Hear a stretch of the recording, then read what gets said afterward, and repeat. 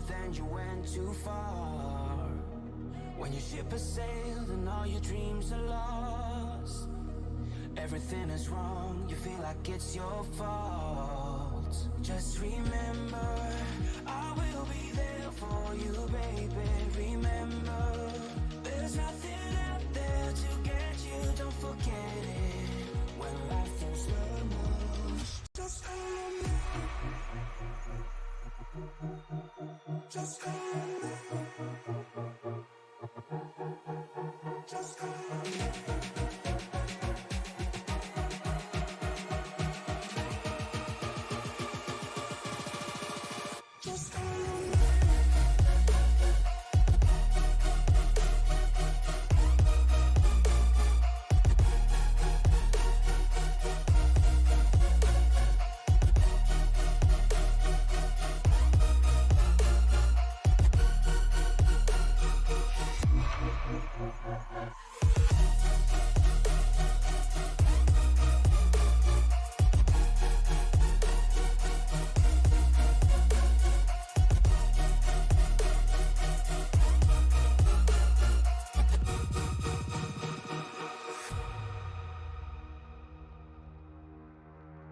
You're stronger now than you ever been.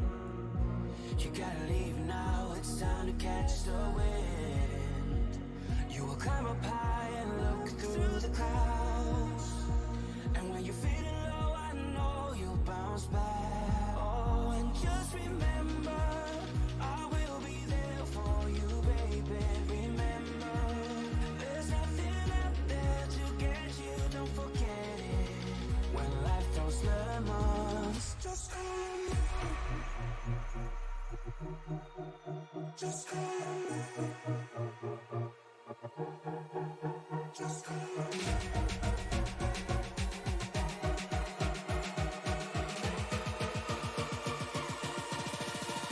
Just remember.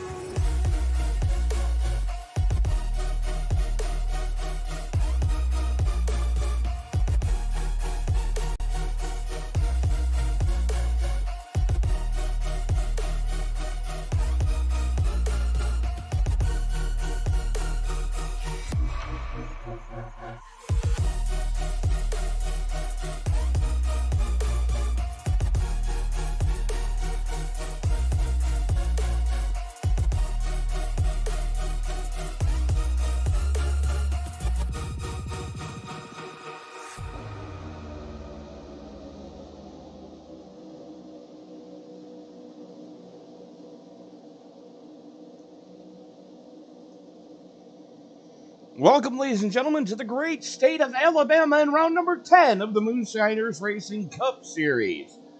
Joint Spasso and Jacob Zala up in the booth with you for this one. And Jake, welcome to the Moonshiners Racing Cup Series. Thank you. It's great to have. I'm glad to be here. Great to have you back, Tony, again. I know I said this a couple of times earlier, but we're going to have a lot of fun here in Talladega, Alabama, the biggest superspeedway in the NASCAR series. And I think it should be a lot of fun. Actually, I believe this is one of the two biggest superspeedways in the world that's active. The other one is over in, I believe it's northern Germany. That it's a 2.61 mile over there, tri-oval, but they don't use it all that often except for Porsche testing. But we are not testing Porsches here tonight. We are testing the stamina and, shall we say, testicular fortitude of the drivers here tonight, as we're going to be seeing speeds in upwards of 200 mile an hour as these guys set sail for 161 laps around this joint. Yeah, I think it's 113. You might be right, and I'm usually mistaken about those numbers, but we'll find out when we go to grid.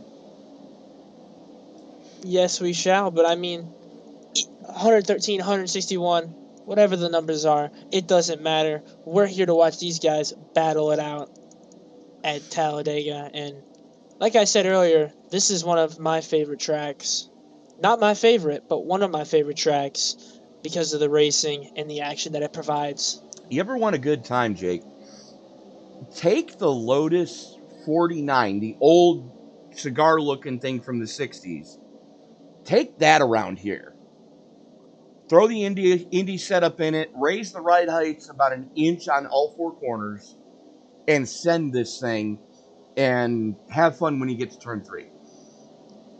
But Man, that sounds like a lot of fun. Oh, it is. You have to turn right before you turn left.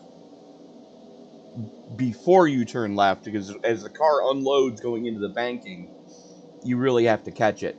Taking a quick look at the weather conditions tonight, 80% ambient air temperature, only 39% water green in the air under partly cloudy skies, which means these engines are going to be making gobs of horsepower. That's probably the lowest relative humidity we've seen in quite a while. The wind has me mildly concerned, with 11 miles an hour gusting to 15, and that track temperature in the triple digits. That's never a good thing, as the hot lap session is now coming to an end, and I am counting 37 haulers in the infield.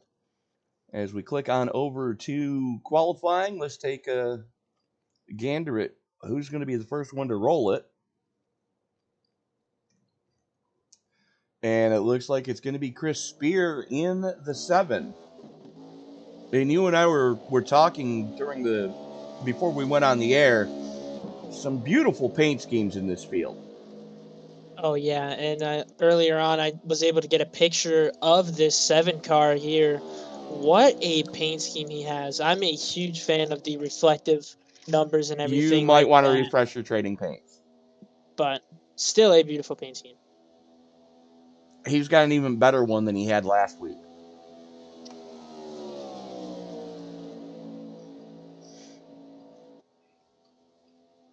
There's Tim Wortman also out on track. Kendall Leveren. Here's Garrett Crawford. Hunter Carmichael making the call for the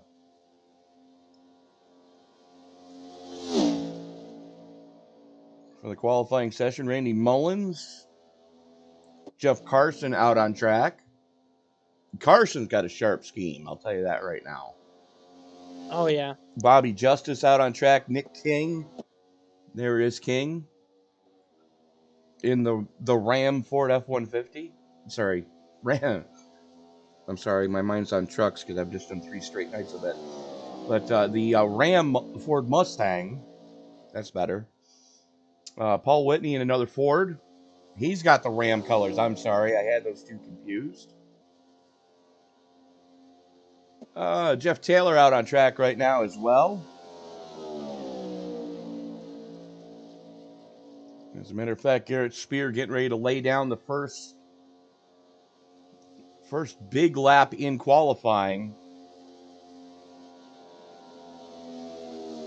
That's going to put him to the top of the pile. Not for long. And immediately bumped up. Wow. It seems like they almost hit the line at the same time there.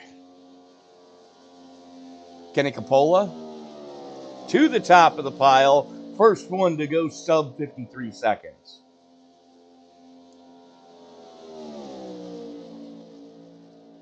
Can we see anyone go faster? I know there's still a lot of guys out there looking to qualify. I think we might be able to see someone go a little bit faster than Kenny, possibly. Carson has picked it up on his second. I know Carson has called it quits. But Coppola looking to improve on that time now. As we now have 3 drivers sub 53 seconds. Coppola, Carson, and Mullins all dipping into the 52s. Darren Mullins in the other Ram car. This is the Ram Camaro. Mullins with a good run going. Quickest in the first sector as he brings it out of turn number 4. Just right down on that mustard stripe. Oh, yeah, we'll see if he can get that lap through. He's going to get to the line here. I don't think he... Second quick. Got second. Yep, he got second for But Mullins look at the lap Sorrell just laid down. 52.916 for Sorrell. What a lap. Very quick out here in Talladega. That might be enough to put him on the pole, but there still is a lot of time, but not a lot of drivers left to qualify. Well, I'm looking at about 10 drivers that have yet to lay a time. Nick Atwood coming around to... he negated the lap somehow. Negated lap 1. Let's see what lap 2 is going to do. Going to do for the Budweiser number 24.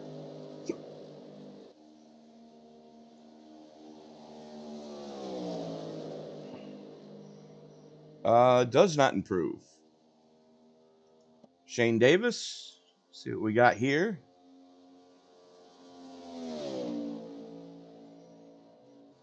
As he is coming through the tri-oval to put his first time in the books.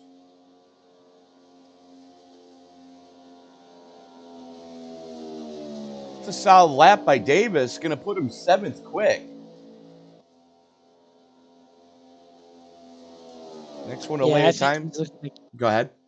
I was saying, I'm thinking he's looking to go a little bit faster there. Be 8th right now for Davis. Now, Davis was the quickest in the second sector by a pretty decent margin. So if he can get that first sector down,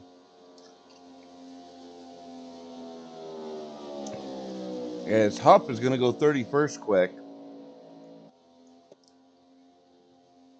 Davis did improve in Sector 1 on lap 2. See? And gave it all away in Sector 2. Oh, man. Improved on his time a little bit, but not enough to move him up any spot, so he will sit in 8th. Absolutely. There should be just enough time for Derek Jacobs and Caden Nolfrey to lay their qualifying attempts down.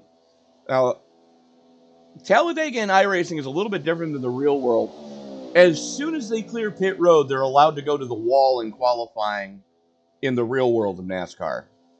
And only in qualifying. In iRacing, they've got a rule where you've got to stay below the yellow line until you get to the exit of turn 2.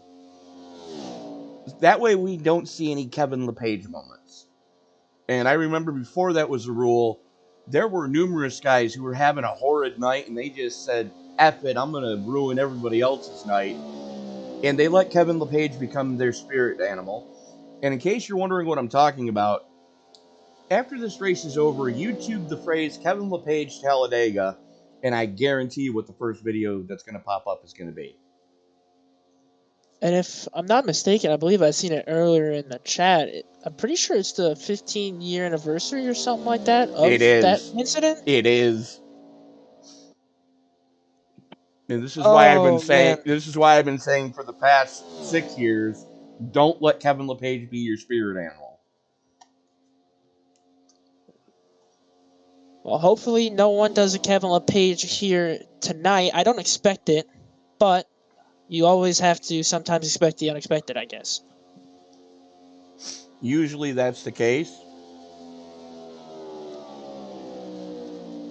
Nofree goes 10th quick on his first flyer. Derek Jacobs went up to 3rd there. Oh, tied wow. Darren Young. And it looks like Jacobs is going to be one and done here. Nofree's going after the second lap. He does have time to get it in. And unfortunately, if you're not out on track right now, you are not getting your qualifying in. Which means Caleb Levenier, Larry Levenier, Brandon Zimmerman, and Jake Selman are all electing to pit start tonight. As, again, 37 haulers in the infield. Pretty decent-sized field. Oh, but yeah. That's to be expected. It's Dega, baby. Oh, yeah. Dega is the track where you will see the most rise in popularity of drivers in a league or in iRacing in general. Mm-hmm.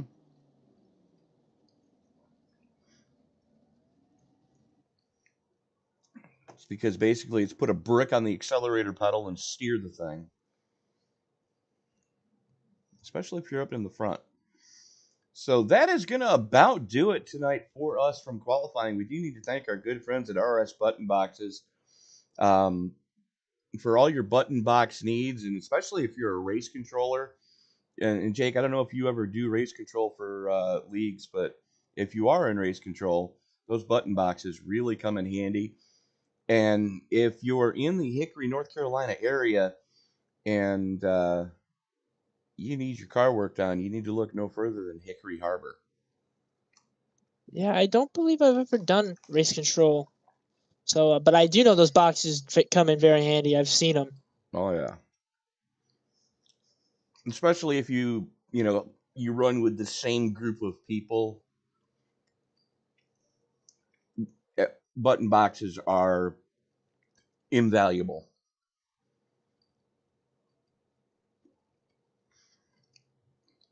Oh, yeah. They are a handy piece of equipment, and the people that make them, definitely credit to them. They are some insane equipment that honestly make it more realistic. Oh, yeah, it absolutely does.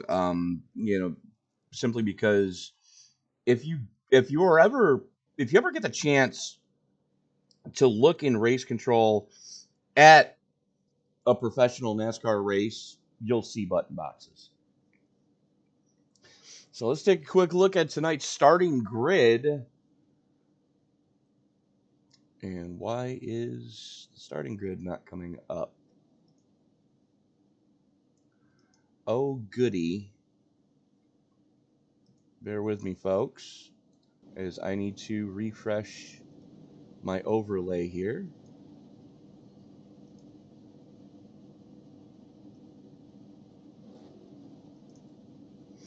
Let's try that again. Is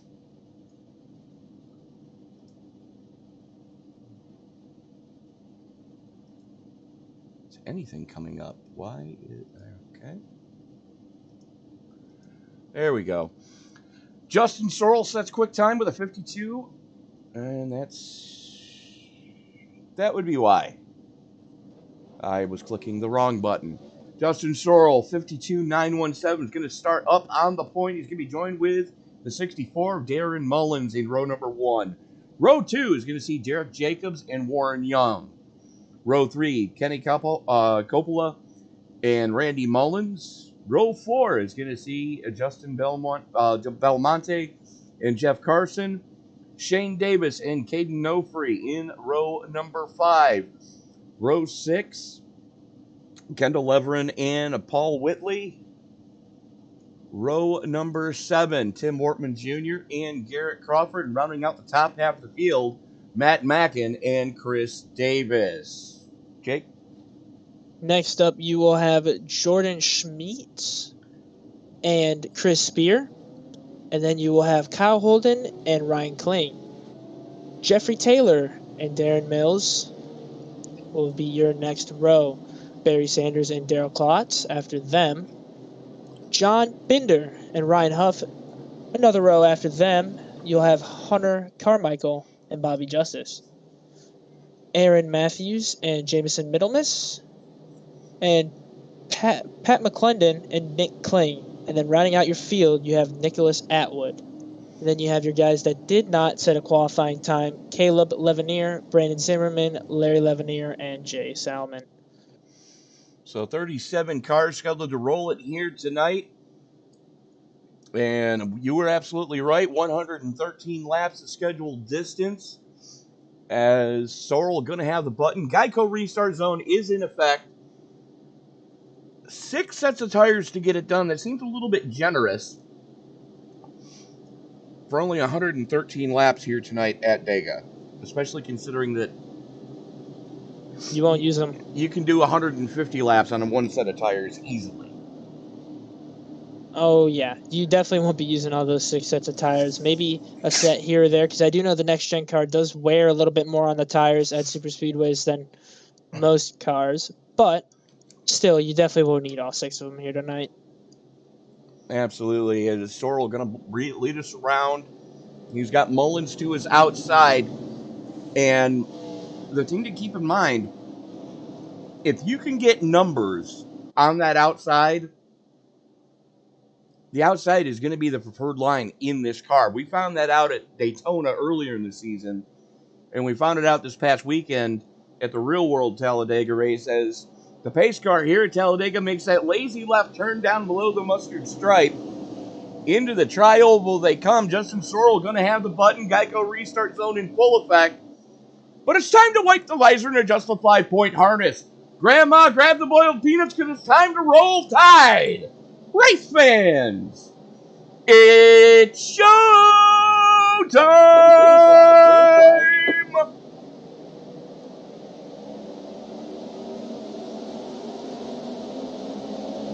Mullins getting the better jump on the initial hit. Sorrell now goes to the top shelf as he's looking to pick up Coppola. I'm sorry, that's Young and company up there. It's Coppola working on the bottom side. Third car in line, but here comes the top side charge. Yeah, and you're going to have Justin Sorrell there on your outside being pushed by the 42 of Young. And they're making a move. The outside is definitely the preferred line. Like you said, if you could get those cars up there, but it looks like they're losing a little bit of time. But they're going to get back on the front stretch here, and they're going to get into the tri-oval, and they're going to try it again. And the reason they are losing time is because Derek Jacobs is glued to the back bumper of Darren Mullins. Yeah, that's not going to help here. They're going to get into turn one, and the 42's got to get up there more. Like, he is not glued to the 13 like he should be. He needs to get up there and start hitting that 13 so they could get a run going here. That's the only way that top line's going to work. Is we are 3 wide in the back of this piece. Good grief. And we've got some blinkers going on. Meanwhile, up at the front, that top side's starting to get formed up. But you were absolutely right. Young has got to get to the back of our pole sitter in the 13 of Justin Sorrell, or else that top line is not going anywhere. And I think that's just the problem. The problem is with the next-gen guard, too. It's hard to suck up to the guy in front of you with that air. You can't really get to that back, and it's just causing that problem. Well, here's the thing. It's difficult to suck up in the Camaro. And that's really where things start to go a little hinky, as it takes forever to get to the back bumper, as now they're lined out. Now they're pushing on each other on the top side. As Young has finally gotten to the back of Sorrell, pushing him to the front there temporarily. But if you're going to have anybody pushing you, you definitely want one of the Toyotas, as those things will suck up like you're behind a Mack truck. And that's exactly what we were seeing. But now that top side is working, you got those cars right in line, and oh, what happened? Oh, no. Matt Mackin just skidding down the banking. What happened to Mackin?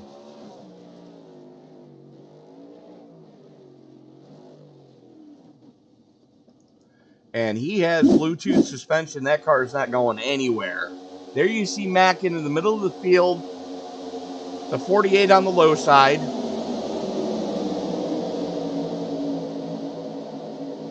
And just gets hooked. And Chris Spears eats the wall as well and rips the right front fender off that ride. Oh, big hits there for those guys, and it's only lap 4. And I'm pretty sure these guys don't give fast repairs, so I mean, they do not. Their nights are pretty much over at this point, and I mean, that's the product of Talladega. Sometimes, you win some, sometimes you lose some. These guys just lost it early here. This is what Spears saw.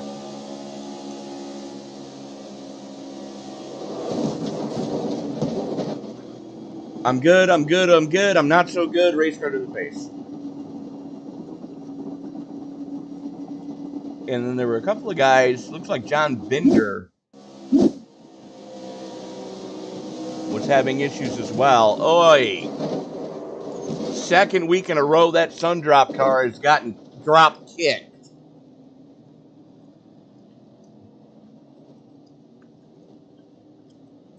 Yeah, he was not having a good time, and I couldn't see if Nick King was able to get around that. If he was, what an avoidance there by that number 4 car. Well, let's find out.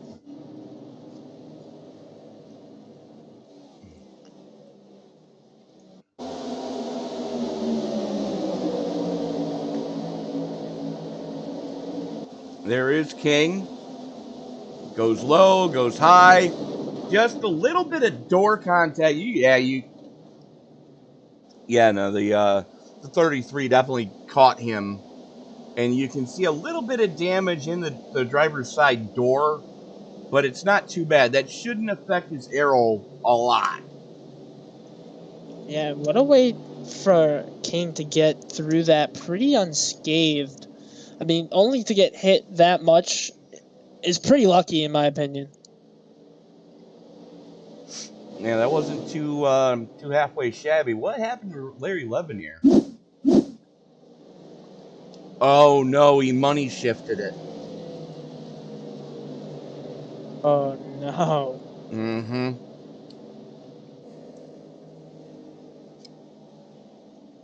He money shifted the car and hand grenaded the engine. That's what he did. So your favorite paint scheme is now out of the race. Yeah, that's unfortunate. I mean, as a Kevin Harvick fan, No, I meant for Levenier in the 14. Oh, for Levenier. Sorry, the HendrickCars.com paint scheme. Yes. Yeah, I think it's just that paint scheme. I mean, I like the blue. I like the red. I'm a fan of it. It's just I just see it all the time. Don't you love sarcasm? Oh yeah, big time.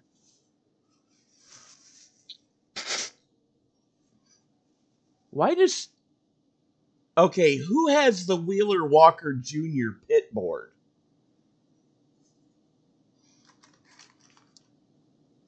Kids, ask your parents' permission before you look that up.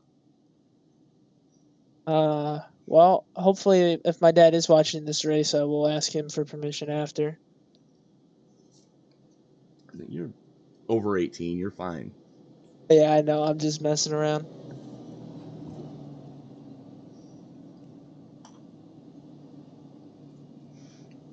So Sorrell, Young, Mullins, Jacobs, Carson, Coppola, Nofree, Schmitz, and Belmonte rounding out your top 10. As we should be doubling up this time by. Hopefully so. The pace lights as they cross the line are off. So yes, we're going to be doubling it up, and we're going to be getting back to green here. Yay and stuff. Really want to see if these guys can get a good run going here. It's only lap 7. Still a lot of time left for these drivers. I think they just got to keep it calm and focus on their craft here and make this thing interesting, but don't cause a huge wreck. Just try and keep it clean and get to the finish here. Well, time will tell. As we're working lap 7 of 113. Sorrell going to have the button one more time.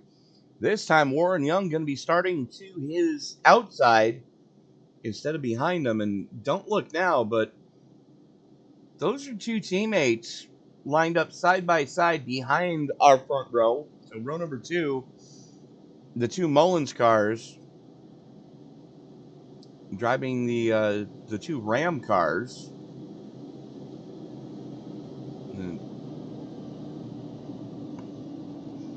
And that is Ram Fabrication. Again, we got to thank all our awesome sponsors here for this Moonshiners Racing League Cup Series.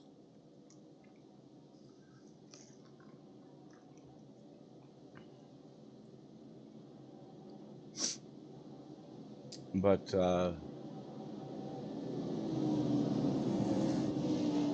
in case you're wondering who the heck I'm talking about, it's all those names down at the bottom right of your screen. Yeah, some very nice sponsors for Moonshiners, and definitely love to see the support that a lot of people bring for this stuff, because this stuff is fun and I love doing it, and I know you, Tony, love doing it, so it's a lot of fun. A lot less stress being up here in the booth than it is being down on track. I can definitely agree with you on that one. As here we go into the Geico restart zone one more time. Sorrel has the button. Green flag, green and this flag. is one of the few tracks you don't want to go early. Yeah, I don't know if that call was right there for Sorrel, but I mean, he's going to stick it out in front. This track, normally you want to go on the green, because if you start pulling away, then the pack is just going to eat you up. Oh, boy. As we're going to see the 54 going down to the bottom side. We'll see if he can get a run, but there's not really anybody behind him right now. Well, Mullins looking to pick up Mullins. But that top line, oh boy, we're showing a third line already. As Carson got shuffled out there for a minute, but we're 3 wide behind them. And they get that sorted out quickly. Oy vey. Just when I said, maybe they would start racing a little bit more cleaner and make sure that they get to the finish, they start going 3 wide. But making fun of it, nobody wrecked, so we're all good there. Still side, Justin Sorrell still taking the lead. And he's doing a pretty good job of holding that lead so far. I mean, the inside line hasn't been getting up there. Well, Randy Mullins led that last lap. But now that outside lane, they're really formed up with Sorrell, Young, and Carson just pushing on each other. Guys are picking them up and laying them down right now. And it's like in the real world, that top side is where you want to be. Second lane anyways. And what they found out is with the independent rear suspension, the cars don't bog as much on that second lane as they were when guys were trying to rip the bottom back in February at Daytona.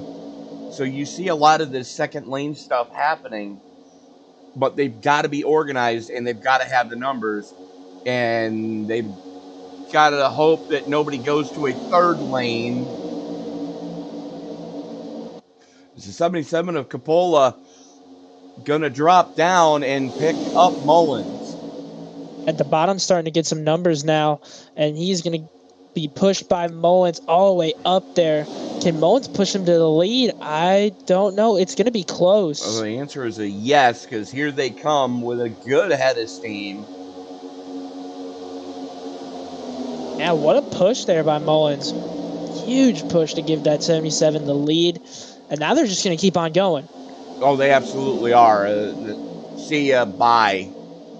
And just to give you guys an idea of what we're looking at for lap times, fast lap of the race so far belongs to Paul Whitney in the 74 with a 48.81. That's a full 4 seconds quicker than anybody went. Actually, it's over 4 seconds quicker than anybody went in qualifying. Yeah, that just goes to show how much more the draft is, how much bigger the draft is in those times. But we see the 77 losing the lead now.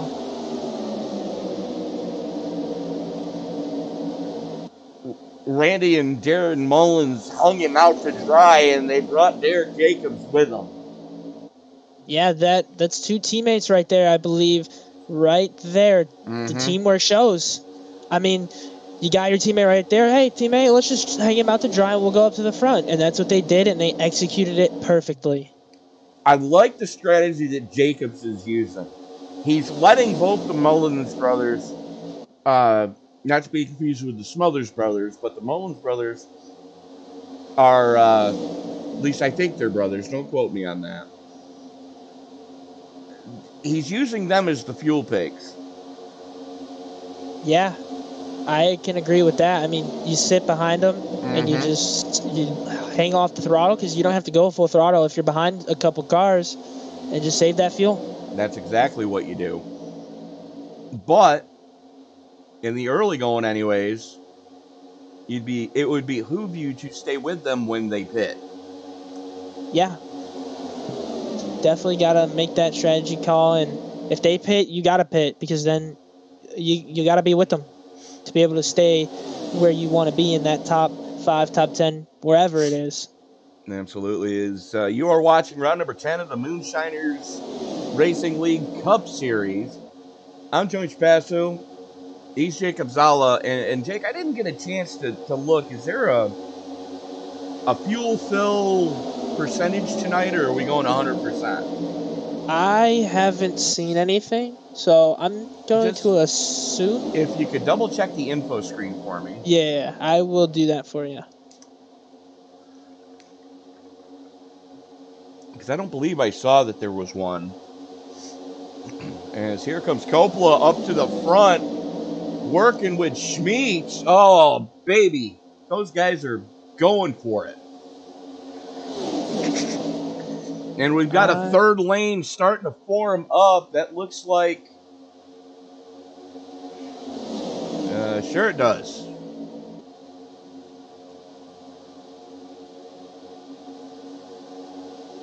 That is Caden Nofree leading that outside line charge.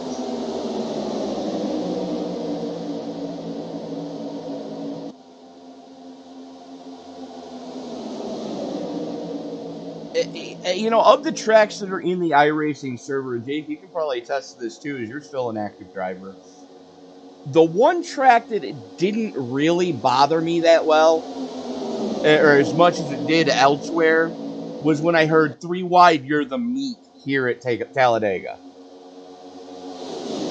Yeah, Talladega and being 3 wide is in the middle, at least. I don't like it. It's scary. Oh, I don't like it either, but I didn't cringe as much at, like, let's say a place like we were last week at Martinsville. You hear 3 wide at Martinsville, and then you just kind of close your eyes and squint and just hope you don't feel the shock coming through your steering wheel. Oh, yeah. This track is so wide that being 3 wide here is not that bad as it is other places. I can agree on that. Here in the front stretch at Pocono. Those are the two. At Pocono is fun. Yeah, those are the 2 places that it didn't really bother me. So Aaron Matthews now leading that third line, as he's got Caleb Lemonnier right behind him in that Napa Auto Parts Chevy Camaro. But right now, Kenny Coppola shows the way. Let's take a look at Coppola now. Out of South Lyon. Just trying to find a fuel percentage. I'm not seeing one. Oh, it would be with the tire, with how many tires they have, if there is one. Yeah, I don't see it. I'm looking at it. There's nothing there for it. So for now, I guess we can just assume they're on 100%.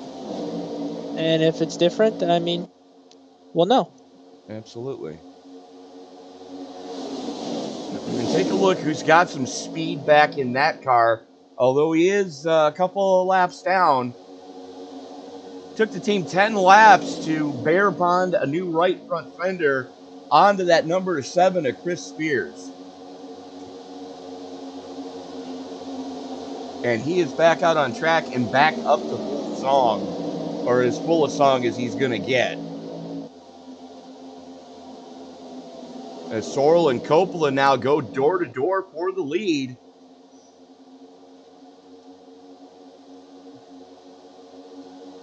And Coppola's going to have it. He is getting a big run on that outside. Schmeets is giving him a huge push. This is what Schmeets is seeing out the front.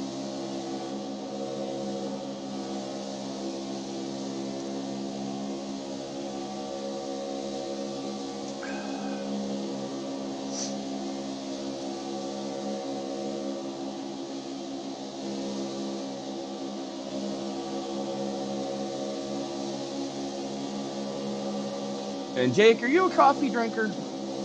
Not necessarily. I used to be, but I don't like the taste of coffee anymore. Fair enough. For those of you that are coffee drinkers, I'm not a coffee drinker myself. I never really enjoyed the taste. But I'll tell you right now, the Big Block blend from Gearhead Coffee, who's on the nose of Schmidt's car, I'm a big fan. Big fan of their Big Block blend.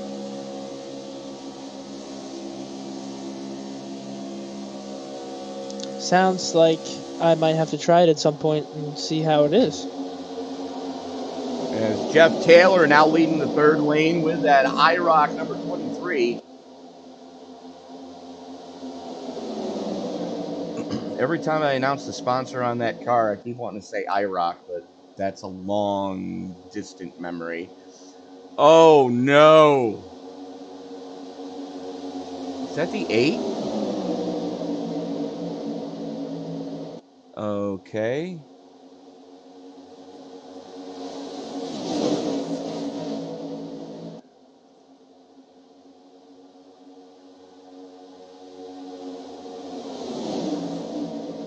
I believe that's the 28, the 8 being scored as the 28 tonight. Yes, it is.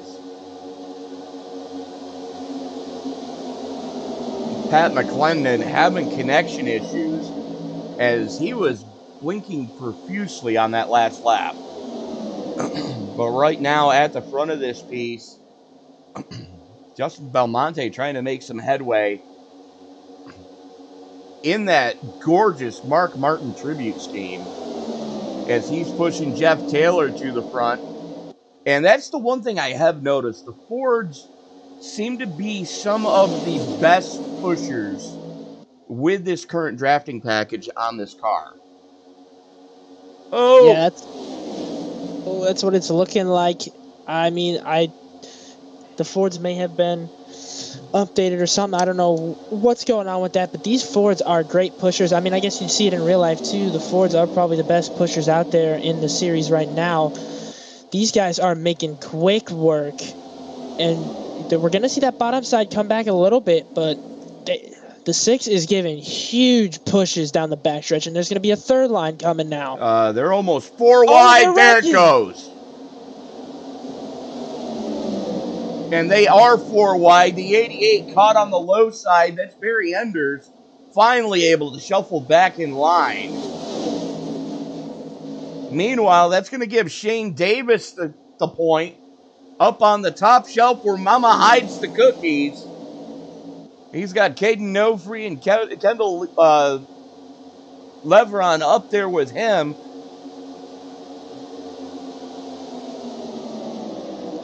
And if I'm not mistaken, our stage ends in about 2 laps here at lap 25. It does. And one thing we do need to point out, Leveron in the 78 is being scored as the 3 tonight.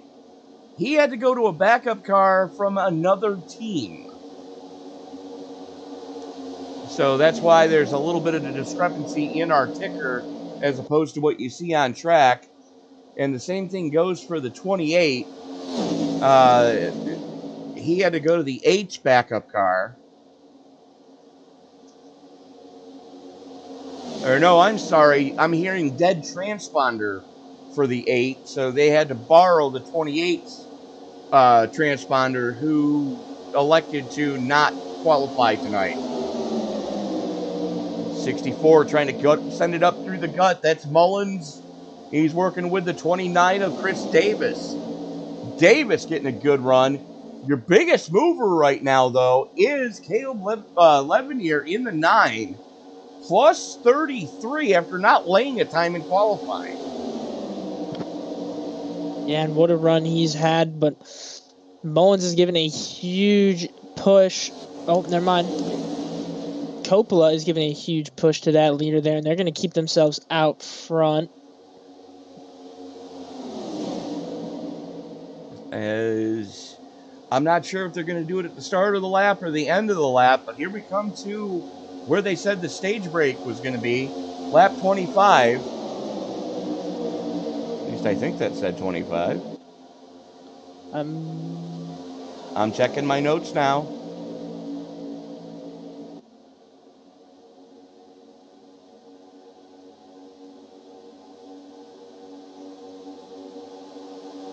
Yep, the end of this lap.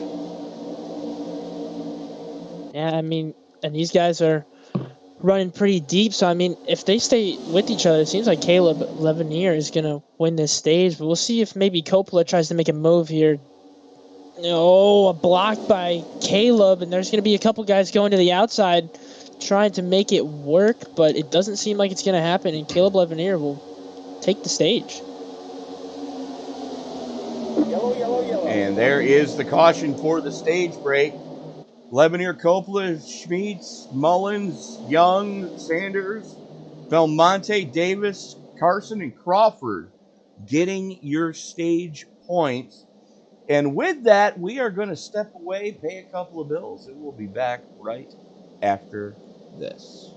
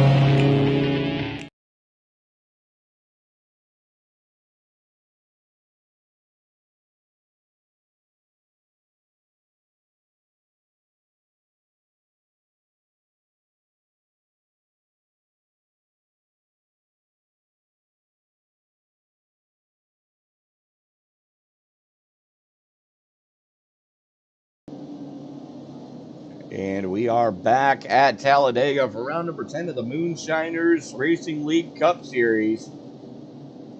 I'm Tony Trapasso. He's Jacob Zala.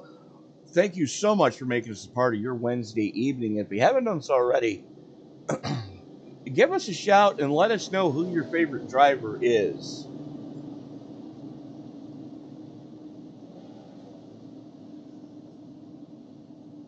And Matt, thank you for jinxing us. And if we do, I'm walking to Florida, and I'm drop kicking you off the island. Oh, no. Or the peninsula, as it were.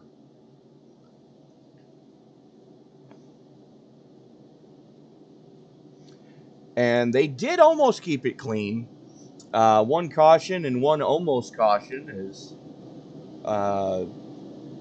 so far, the racing in segment 1, I couldn't ask for much more. Yeah, that was a lot of fun. There was a lot of action out there. I mean, we had that one wreck where, unfortunately for the drivers that were in that wreck, there was no caution called for it. But, I mean, that's just the way Talladega goes sometimes, and got to take it with a grain of salt. But it was still a lot of fun. Well, luckily, nobody hit anything. And Justin Sorrell is currently sitting back in 16th after getting yeeted. As the lights are out on the official iRacing pace car. And don't look now, but the Mullins boys are lined up stem to stern. But they've got a hard-charging Kenny Coppola, who's +3, and a Caleb Lebanier, who is +30, starting outside row number 2. So Lebanier won the stage, so we know he's got some speed and some Napa know-how under the hood of that Chevy Camaro. Into the Geico restart zone they come. Green, green, green. And both the Mullins boys jump on the hammer as Darren Mullins getting too big of a restart. Oh, baby. That's not what we were hoping to see. Yeah, that's not going to be good. Now this pack is going to catch him real quick, and here comes the outside lane. The outside lane is chugging. They're still going to be chugging on this outside, and they're going to get around him easily. What a bad decision there for the 64. And part of that had to do with Lebanier just glued to the back bumper of Coppola. This is what Lebanier's seeing.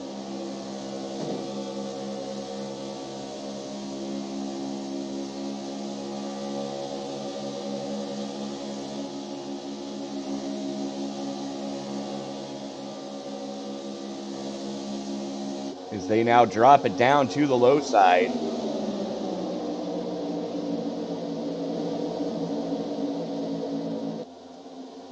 That's not what I wanted.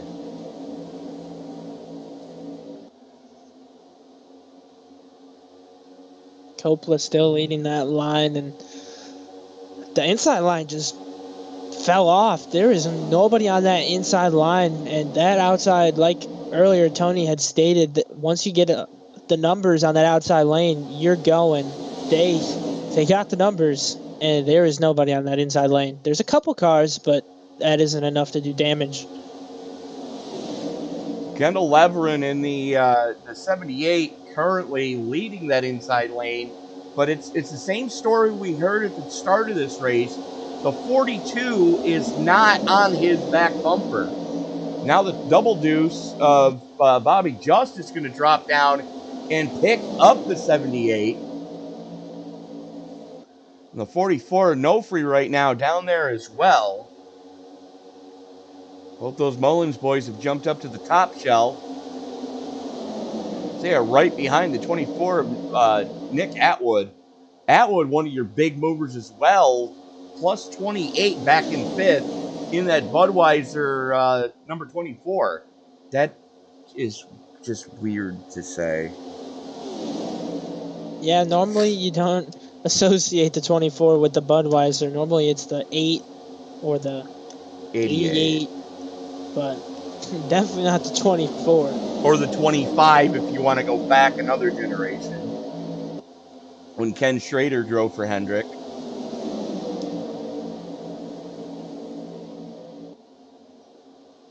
Meanwhile, it's Coppola, Levenier, Davis, and Davis running stem to stern there in the 79 and the 29. Kyle Holden's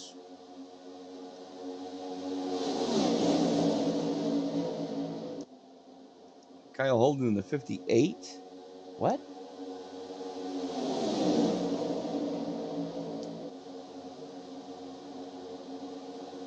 Or the 50. Now I'm confused. And that's not hard to do. Okay, yep, there we go. There is Kyle Holden in the 59. Currently sitting plus 14, leading the low side. But the 44 Onofri's got to get to his back bumper. And those Chevys, that's the one thing we found out at Daytona just about a month and a half ago, was the Chevy draft package is atrocious. Yeah, but he is on that back bumper, though. He pushed him all the way up there. Once you get there, you can make some headway, as we've got some moving and shaking going on. They're 3 wide in the back of this piece, as somebody almost got sent. And they finally get that sorted out for the most part. Meanwhile, back up in front, here comes the 59 of Holden with a good charge on the low side now. That Toyota Camry is on a move. Coppola's Camry leading the top side, and they each have a Chevy pushing them. I think Nofri's listening to us somewhere, because, man, after we said that, he has been all over the 59 of Kyle Holden, and they are trying to get that lead secured, but that outside lane is still fighting back. Well, let's take a quick look at the dashboard on this one. This is what Holden's doing on the inside lane, and this is what Levenier's doing on the top side. About a 3 mile an hour difference when you're glued to the back bumper as opposed to not glued to the back bumper. Oh, yeah. You lose a lot of time not being glued to that back bumper. And now everybody's glued to the back bumper, and I've got to commend 5th and 6th place for backing off a little bit. The 22 is a little bit further back than I'd like to see him, but they're respecting the first rule of plate racing and iRacing, which is whatever you do, don't push the pusher. Yeah, and I think a couple years ago we seen that big incident with Eric Almirola and Christopher Bell that I remember. Pushing the pusher is not the best idea at these superspeedways. It absolutely is not, because, well, the reason we say that is because there's no air getting to that middle car. No front downforce, no rear downforce, as the air just flows completely over it, like the car's not even there. So when they go into the corner, there's nothing to keep the car on the track. There's no aero grip, and around she's going to go relatively quickly. Let's take a quick look at the weather conditions these guys are dealing with right now. Winds have died down. That makes me a little bit happier, as when we started this thing, we were looking at 11 mile an hour winds gusting to 15. It's now died down to 5, gusting to 7 or 8. And now it's back up to 10. Now it's back up to 11. Oh, boy. and that's got to be unnerving, especially at almost 200 miles an hour. The track temperature's backed off a little bit, though, as we're about 10 mile an hour, or 10 degrees cooler than when we started qualifying. Yeah, just a cool day. I mean, the track temp's still 105 degrees, but at least it's getting a little bit cooler. But like you said earlier, that wind is a scary, scary thing, because I don't know about you, but driving in real life with winds at that high scares me. Well, the other thing to consider, too, is, you take a look at the direction of that wind.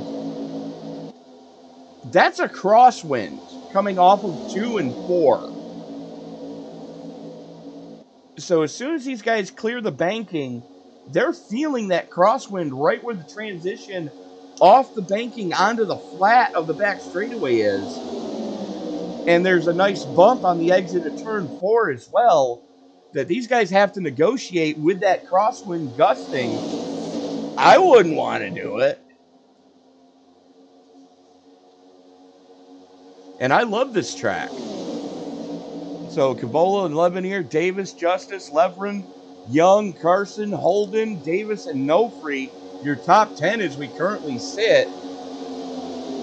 And that inside lane is just done. For now, anyways.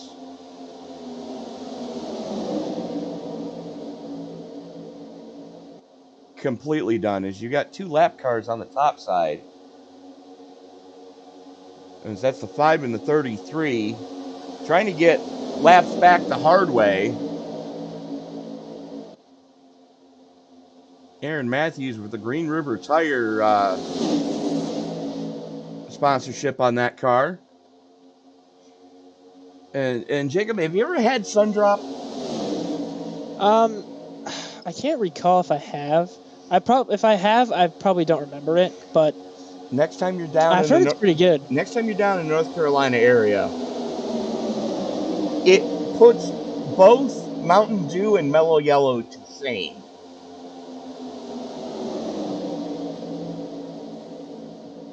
And as a matter of fact, they're the reason that I have diabetes.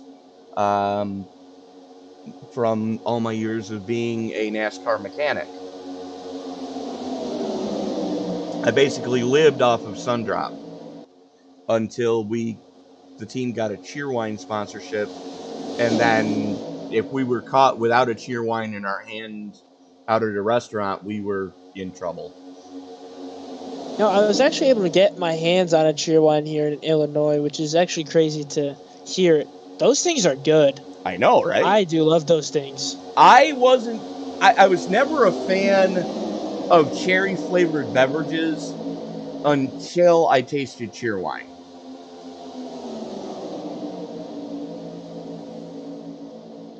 And usually it's something you only see in the South. So, I mean, you usually don't get it up here. So, I mean, to find it at a local Jewel Osco was crazy. So I said I had to pick it up. Luckily, we have a store here in central New York that stocks different carbonated beverages from around the country, and they just got Cheerwine in, and I need to make another trip to Running. Oh yeah, definitely got to get some. So 42 of Nofri gonna drop. I'm sorry, that's Warren Young. Drops down right in front of that 6 of Justin Belmonte. And we saw the run Belmonte had at Martinsville last week until it just got stolen from him. Meanwhile, the 65 of Zimmerman working the top shelf. That top side is starting to come into its own, being led by Kyle Holden.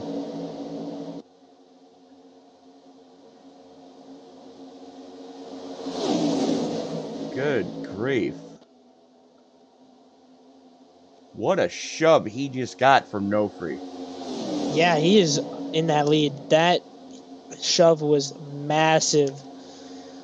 And now he's going to lead that lap, and they're gone. They're gone. That top lane is moving.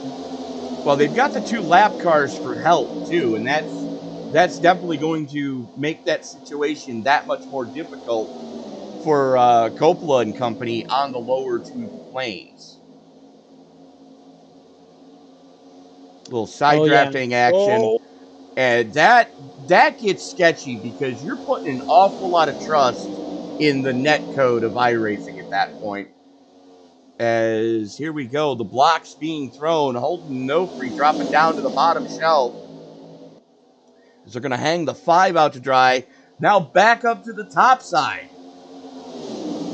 And we're going to see John Binder look to the inside to see if he can lead, and Holden, they're wrecking in the back, but they're going to do a nice job of... No, they're not. They keep going. And the hits just keep on coming.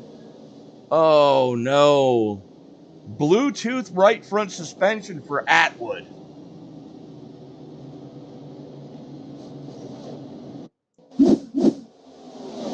3 wide, going into the tri-oval, just gets up into this.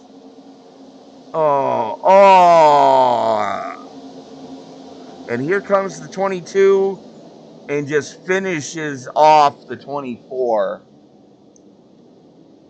Huge hit to the wall there. Let's see what the eye in the sky picked up. You're going to see it pop off in front of Justice there in the 22. The 24 hooks the 99, sends him down into the 42. Justice tries to do his best imitation of Colt Trickle and fails. The 4 catches another race car to the face. You know, if it wasn't for bad luck, he wouldn't have any luck at all tonight. Everybody else doing a great job to avoid that mess. Unfortunately, Justice out on the losing end of that whole exchange. Let's watch this again. Atwood catches the 99. Turns him. Back up the track they come. And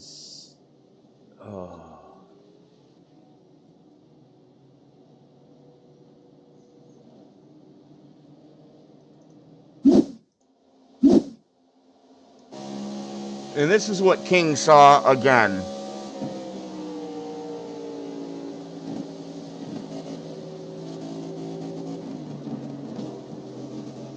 Now, that contact wasn't as heavy as it was before. But good grief, what has Nick King got to do to avoid getting hit by someone? Yeah, I mean, he's been in the brunt of it, but I mean, he's sitting back there still. I mean, he's in 16, so it's not too bad, but it could be better. Man, it definitely could be better, for sure. And let me see if we can find the driver of the 24. As soon as I figure out what team he's on. There he is. As you know what, we are going to reach out now to the driver of the Budweiser number 24, Nick Atwood. Nick, what happened? We were able to get past the first little wreck. It looked like kind of maybe just a net code or somebody might have came down. And then after that, just somebody like Kyle Larson came from my left back across the track and never saw him. Hit him square on. Well, how damaged is the car? 7 minutes of required at least. Well, that's not as bad as I thought it was going to be, especially with Bluetooth right front suspension. When you finally did have to park that car. Yeah.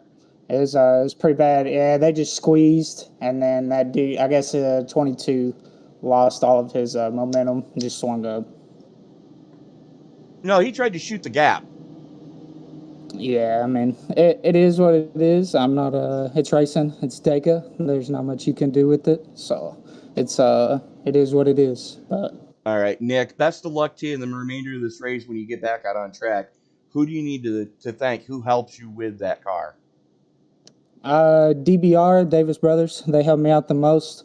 They've given me a lot of coaching tips on how to drive the tracks, so I can always appreciate what they do for me, so I appreciate it. And you guys as well for putting on this great show. Well, next time you talk to them, tell them I said happy anniversary for the roofing business. Will do. I appreciate it. All right. Nick Atwood, best of luck to you. Best of luck to you next week. Yeah, I'll be here. Hopefully Dover's a little bit better. I love that track. Where am I putting you back to? It's in, where is it? Were you in Beast mode? Beast mode, okay. Mm-hmm. That's where I thought I got you from, but I wanted to double check. And Jake, you could hear it in his voice. Just complete dejection right now. Yeah, he was upset. You know, he felt like he could do a little bit better, and you know, like you said, it is what it is. It's Dega, but I think he knew he could have done better, and maybe he's gotten up to win this thing. But sometimes you just don't get that chance at this track. Unfortunately, that's the case sometimes, and you know, there's always next week. As John Binder in the 33, who was a lap down at one point, is now not only back on the lead lap, he's leading this piece. Yeah, and if I know John Binder like I do from other broadcasts that I've done where John Binder has been in, he is a grinder no matter what. If he's going to go a lap down, he's going to grind his way back to get that lap back and try and get back up to the front. Absolutely. It's good to see as he's going to be joined on that front row on the restart with Kenny Coppola as Kyle Holden and Caleb Lebanier up there as well. Now, Binder is up 24 spots from where he started this piece, and he's still not the biggest mover. That actually does still belong to Lebanier in that Napa Auto Parts Chevy Camaro. But, don't look now, but into the top 10 for the first time, Brandon Zimmerman up there on the top side in that 65 Ford Mustang, plus 27. So who says you can't pass at Talladega? We got 3 different brands going for the biggest mover award tonight. There you go. This track is a fast track, and you get some runs like that, and you definitely can pass. It is hard to pass, but it also is easy to pass at the same time. It's a mixture of both, a 50-50 combo. You've got to have help. Definitely agree there. Help is the biggest thing here. Why don't you take us back to green this time, my friend, speaking of help. All right, as we are going to go back to green, John Binder will lead them down. The pace car is already rolling off as we're going to hit the Geico restart zone now, and John Binder is going to get on that loud pedal, take us back to the green. John Binder getting out there pretty far, but he's going to have Kyle Holden right behind him, and Kyle Holden is going to shove him. No, he's not. I lied. He's thinking about it. No, he's not. Holden's going to the top side to pick up his Toyota teammate in the form of Kenny Coppola as the 33 pinches up to try to get some side draft. He's got no rear drafting help as the 44 is going to hang him out. Here comes the 3 of Kendall Levin. Well, the 78 of Kendall Levin. Meanwhile, Kyle Holden starting to check out with Coppola in that Toyota. And those of you who saw Sunday night's race, it was an all Toyota top 5 here at Talladega. They put something in the water in that Toyota camp, and I don't know what it is yet. Yes, they did, and poor John Binder there.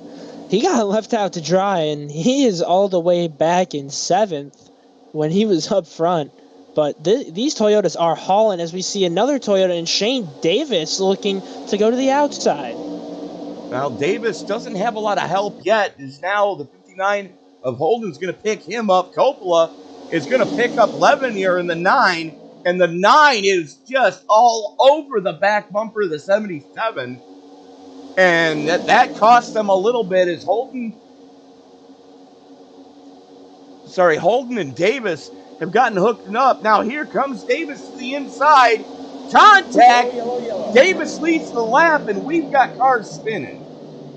No, I'm sorry. That's the stage break. Yeah, I was going to say it's either the stage break. I was trying to look and see if it was a stage break, but it looks like it is. Davis, Holden, Coppola, Davis, Kling, Lebanier, Zimmerman, Mullins, Binder, and Sanders. Your top 10. And with that, we are going to step away, pay a couple more bills. We'll be back right after this.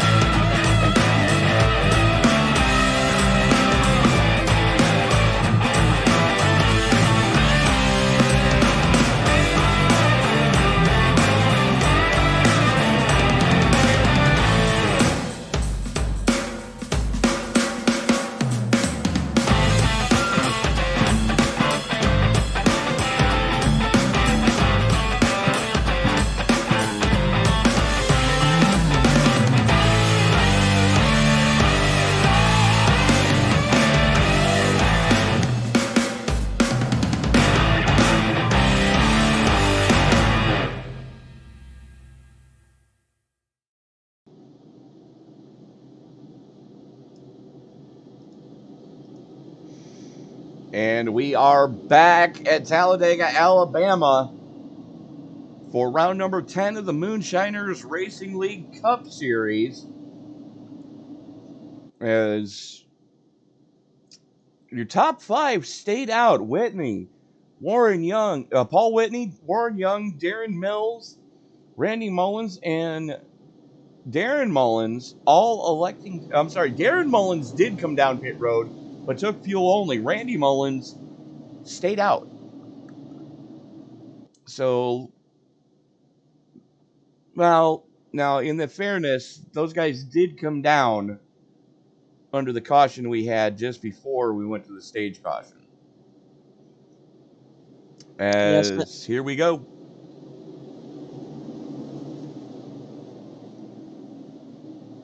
Whitney going to have the button this time. Young to his outside as he brings them into the Geico. Well, no, not yet. Here we go. Now we're going into the Geico restart zone. That Geico on the wall always messes me up. Green, green, green. As there we go, and green flag comes back out. Whitney waits on Mullins to stay glued to his back bumper as here comes the 2 of Darren Mills on the top side. The 27 of Darren Jacobs there as well. Jacobs has been in the top 5 most of the night. Looks like Mullins getting a little antsy there to try to get to the top side. Unfortunately, there's no room at the end right now as Young getting a great push from Mills. Yeah, Young is way up there. What a push from this outside line. These guys are moving and grooving, so to speak, and Warren Young is going to lead that lap 100%. There's no way he's not going to get past, and that bottom line has fizzled out again. We've seen that a lot tonight, and they were about a wreck right there. They're 3 wide back there. Good gravy. They're still 3 wide. They haven't gotten that one sorted out quite yet. Shane Davis looking to come up through the middle as he was the first one off pit road to have taken 4 tires. As the lane he was in just wasn't going, and he is now leading that bottom lane with a lot of help right now. Here comes the 77 of Coppola, who was another one that took 4. The 2 teammates starting to move their way forward now. Yeah, they are pushing towards the front. They finally had some numbers on the bottom, and they are able to get through the field as Coppola is still side by side with Young, and Mills giving every single push that he can to try and keep Warren Young in the front, pushing him on the right side, pushing him on the left side, doing everything in his power to try and keep that 42 up front. Yeah, well, you got 2 Toyotas hooked up. Make that 2 Toyotas and a Ford hooked up on the low side. And I like what the 41 is doing. He's not pushing physically, but he's pushing the aero bubble around the 79. And that is pushing that inside lane right to the front of this piece. Yes, it is. I mean, and these Camaros, that draft package, talk about it again here. It's hurting them on that outside line. It's junk. I mean, I'll call it like I see it. The draft package right now on the Chevy Camaro in iRacing is complete junk. The Toyotas and the Fords, not so bad. But it takes forever to get a Camaro to the back bumper of someone at speed. Yeah, and that is just something you don't see every day, is that outside lane is now the lane to fizzle out because those 2 aren't going anywhere.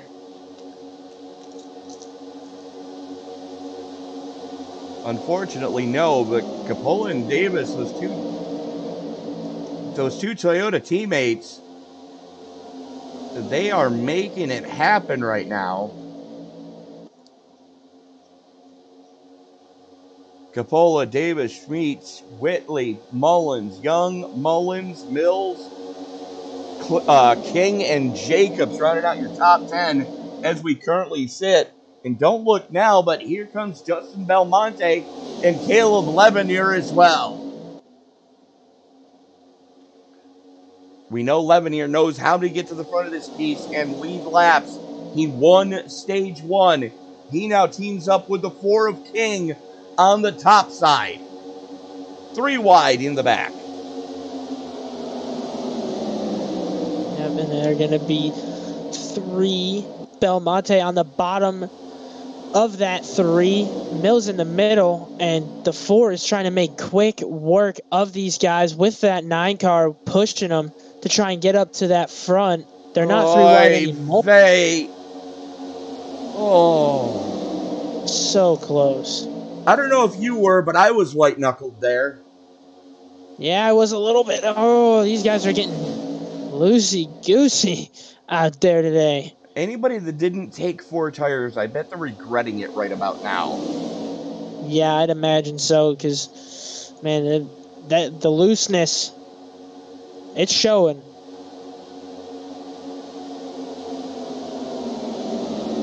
They are 3 wide back there. King was almost pushed to the wall. Yeesh. They are 3 by 3 by 3 by 2 right now. King getting a big push, though, from Levenier. See if he can go anywhere with it.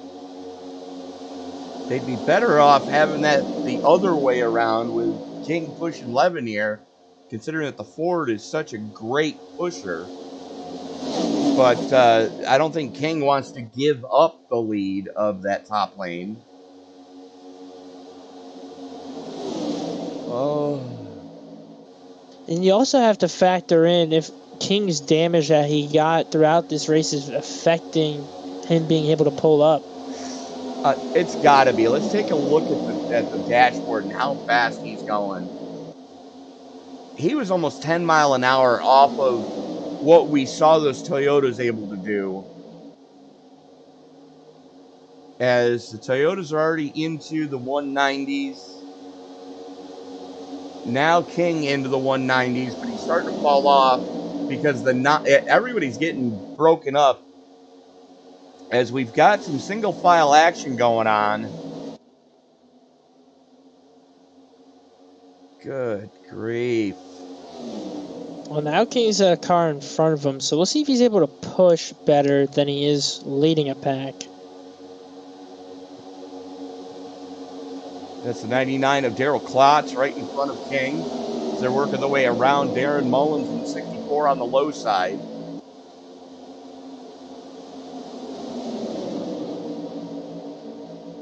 They're moving quicker than they were before. Oh, no. Oh. Wait, great job staying in line there for King somehow, some way. I'm sorry, it's the spotter in me, folks. I've done a lot of spotting at Talladega this week for other drivers in the SRM family. As you know, you've got to go all the way back to 14th. Your top 13 are all lined up on that low side. And then you go back to 14th, that's Daryl Klotz, first car on the top jump. It seems like the outside lane's starting to form. There's a couple guys joining him now. That's Middle Miss, the 29 of Davis. And I didn't catch who the Ford was. It looks like it might be Wortman. Yes, it is. And this just helps out King and the guys behind the guys that jumped up because they weren't really going anywhere, but now they got these guys coming. But there's also a lap car on the very top side, so that's the 24. He is back out on track. That's Nick Atwood. And he's doing the right thing here at Talladega. Go to the high side, get up and out of the way. Yeah, I agree. I mean, I couldn't knock that. I respect people like that who are able to do that. There are some lap cars who don't. But the respectable ones will go to the very top side and let the pack race it out.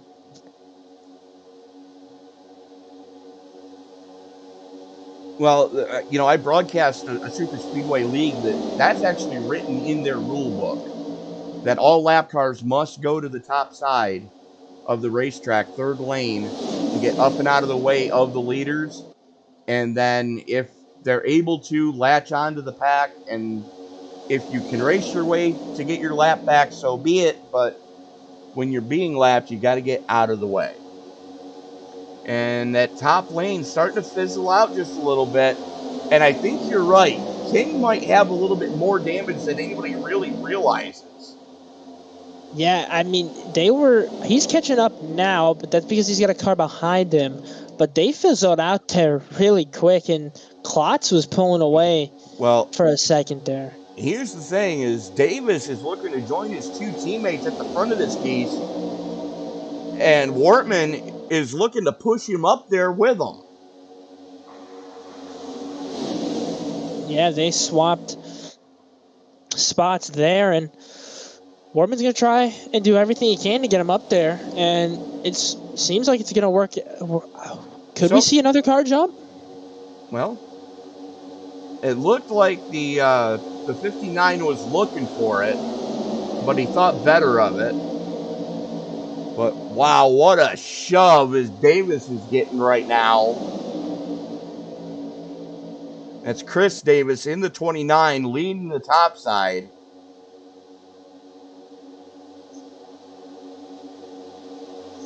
He is getting shoved around.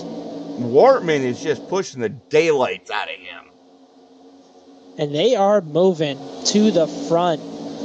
Davis is in about 4th place right now, and they're going to keep on going. I would.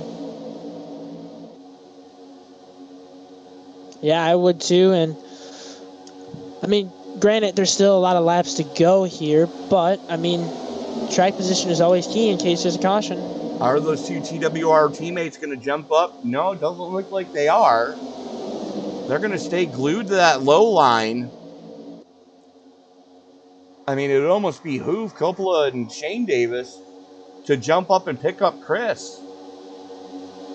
Yeah, that's what I would have done, but they're staying with the bottom side. I guess they like the bottom side more.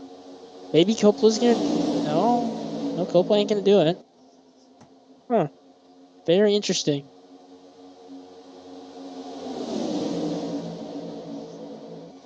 Looks like Shane might have gotten a little loose there. A little bit of a push from that Black Rifle Coffee number 41 behind him of Jordan Schmeets. Schmeets trying to pull a side draft on the 83 of Wortman. And he's going to try hang on to her, son. He tried to go to the top side something. Now that's going to push Wortman, and that's going to leave the 29 in the middle out to dry. Right in the sucker hole. Oh. Now let's see how good of a push Middleman can give Wortman. So far, so good.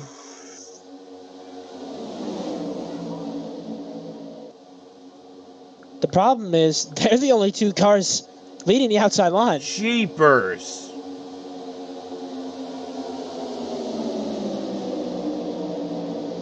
Definitely look good until you realize there's nobody else with them.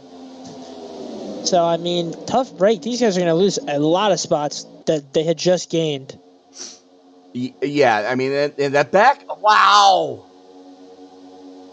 Look at the back of this field. They are 3x3. I don't know if there's another section. That's what you refer to as a Waffle House situation, folks, where the track is just completely scattered, smothered, and covered in cars.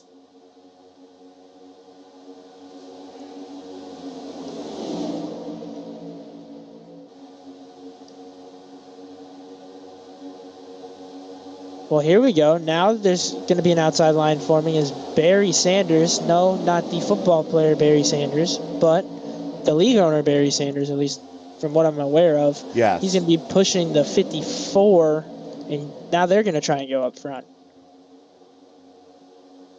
Now let's see what we can see here.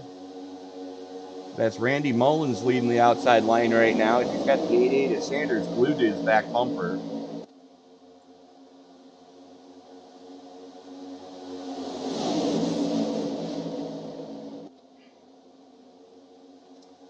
And N. Casey checking in the live chat.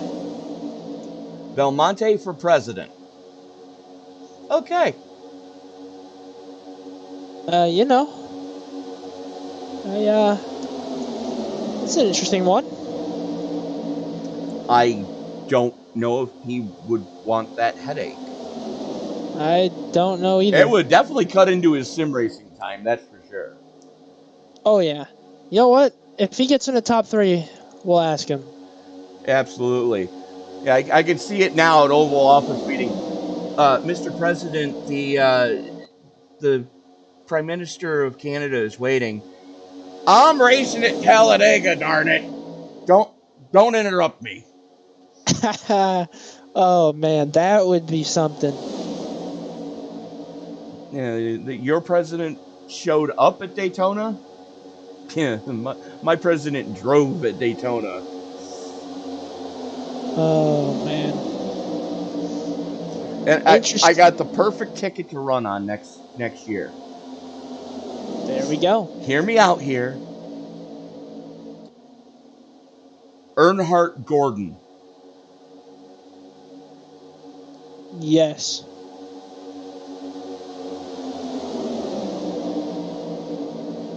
I like it. Oh, go ahead and give us the hashtag if you agree with us. Hashtag Earnhardt Gordon 2024.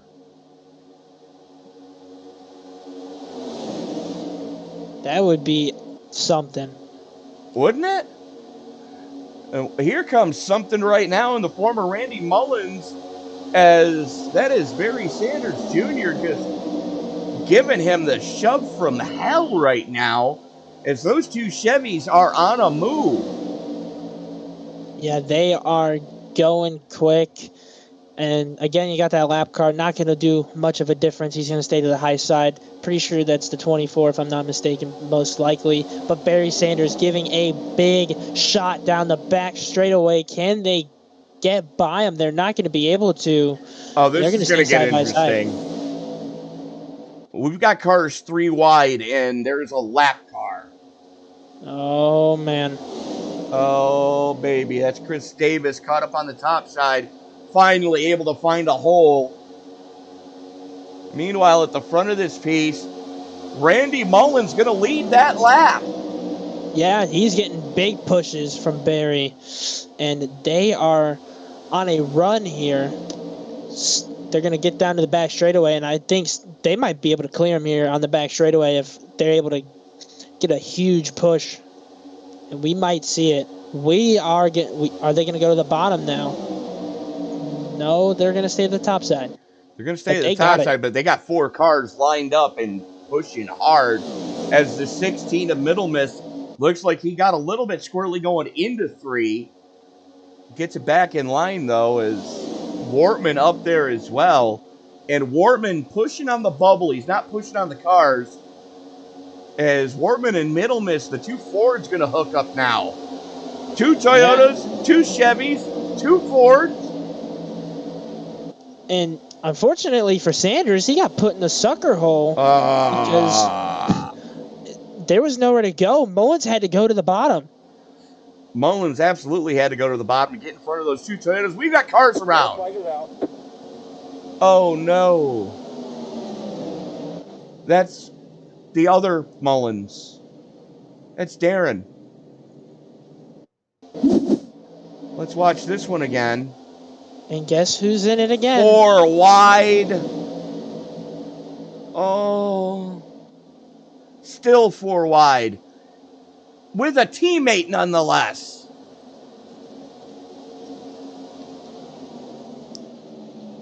And again, that 4 car of Nick King not catching a break tonight. Who, King? Yes. He didn't get involved in that one. At least I don't think he did. Let's find out. Let's follow along. Oh, yeah, he got put into the wall. Yep.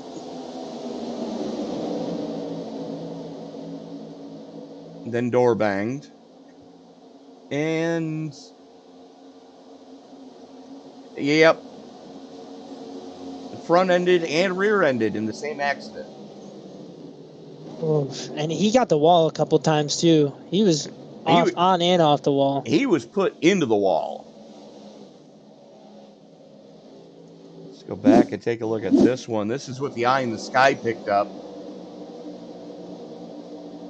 The 99 catches the wall as well. Door banged the 15 it's those two bar cars that unfortunately hooked each other, and the 81 catching a huge piece of that.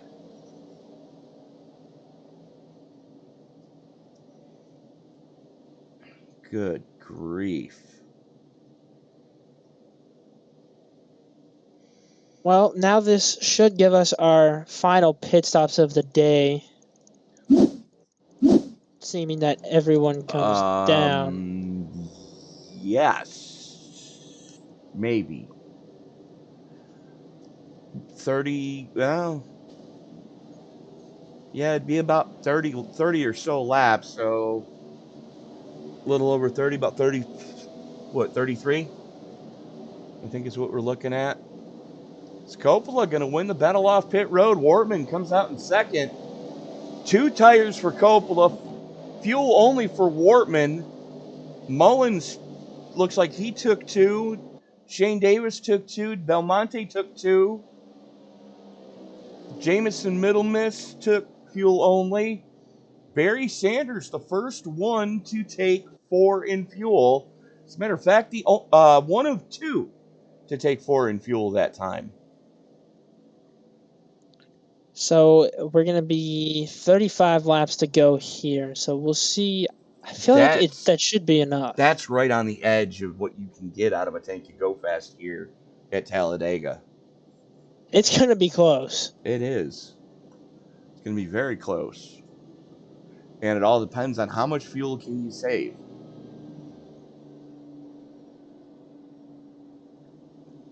Yeah, these guys are going to have to be looking at that and looking to see if they can save anywhere they can. I mean, if you're saving, you better start saving right now while you can. Cutting the car off, using high gear to just, idle the car around. And it's absolutely the, the way you would want to attack this right now. As we are going to stay with the action here as,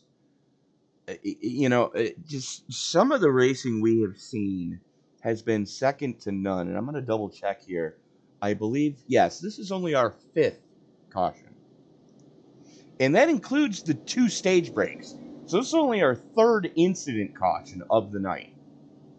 Yeah, we've seen some great racing from these guys. And keep in mind, there's still 37 drivers out there. So for 37 drivers to only have 3 cautions, right on for these guys tonight. They are doing a immaculate job tonight, and hopefully they can finish this thing out clean. Well, and we can send them on their way. Now, hold on. We do have a couple of retirements to speak of. Bobby Justice, Pat McClendon, Jeff Taylor, Matt Mackin, Larry Levenier have all put it on the hauler. Jay Salmon did not take the green.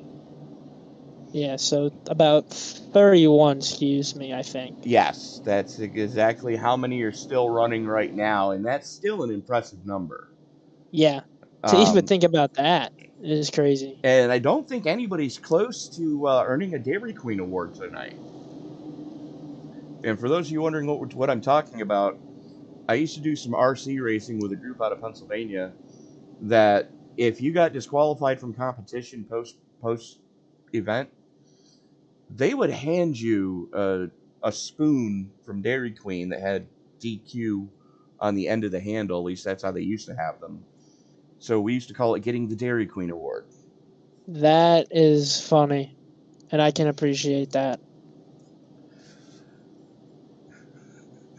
Oh, I'm telling you, man, I've got some very weird friends out there.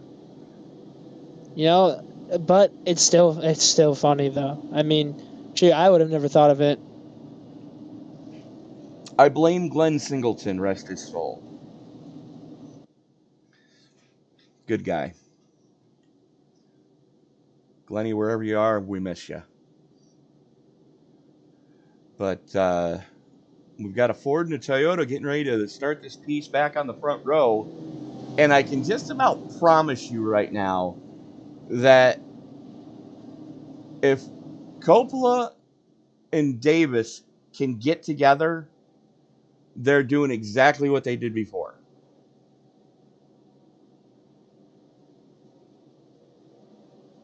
Oh yeah, I can see that, and we'll see how they continue. But never count out Shane Davis, as he's been up at the front of this piece most of the night.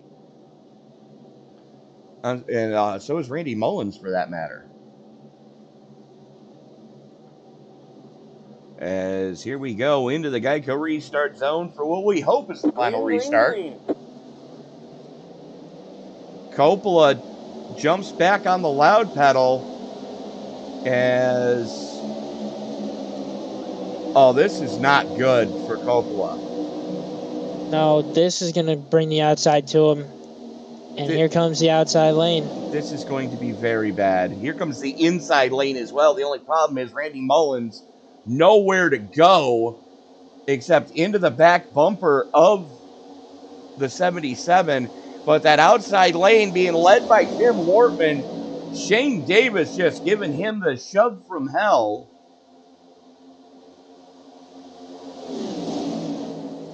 Man, they just took that bottom side. They were gone. As soon as he took that, Coppola took that lead, the outside lane worked, and he was a sitting duck. Yep, he was sitting pretty for him. I was sitting pretty for Tim Wortman, as Shane Davis gave him a good shove. Here comes the 88 of the boss man, Barry Sanders, as that is Kendall Levin pushing on him. Levrin was a little bit squirrely coming through 1 and 2. That cost them a little bit of time. They finally got it sorted back out. You got to wonder, is Sanders driving a little too much out of his rearview mirror? That's the thing. If you're the lead car, just drive out the windshield and hold the pretty wheel. Hold that thing steady.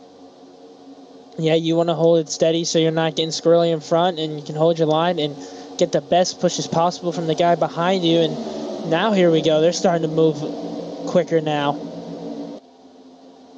As the 78 of Levrin gonna jump up and get some clean air to the radiator of that Toyota, right back in line with Sanders down the Alabama gang back straightaway. But that inside lane is a little bit too formed up, as Schmitz is pushing the bubble of the two cars in front of him. He's not pushing, he's just pushing the aero bubble, and that's exactly what you need to do to keep at the front of this field. Yeah, and he's executing that perfectly. And these guys have pulled away from that outside line. They've almost made that outside line look like it's not even there at this point. And because they they're are not pushing quick. They're absolutely not at this point.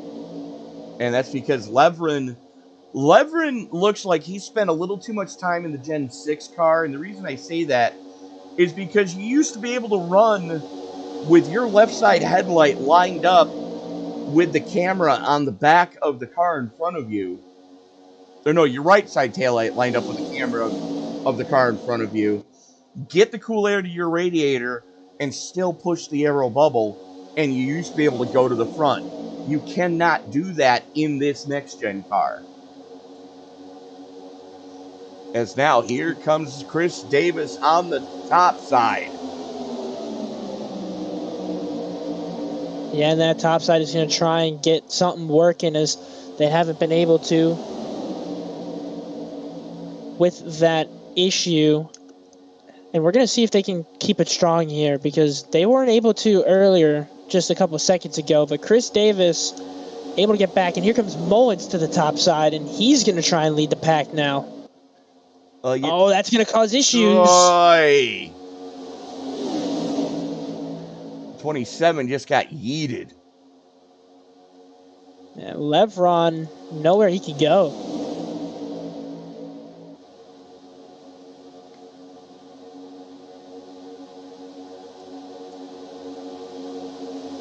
Meanwhile, Chris Davis is pushing on Randy Mullins, and they've got a good push going. And they've got Sanders and Caleb Levenier for now. Oh, Sanders to the top shelf where Mama hides the cookies.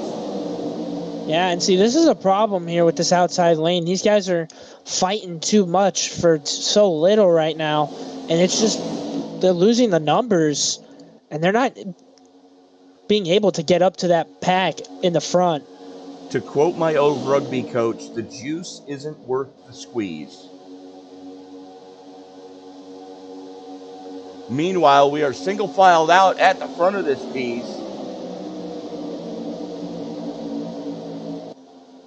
Wortman, Davis, Schmitz, Capola, Belmonte, Middle Miss, Binder, Mullins, Carson, and Zimmerman, your top 10 as they currently sit.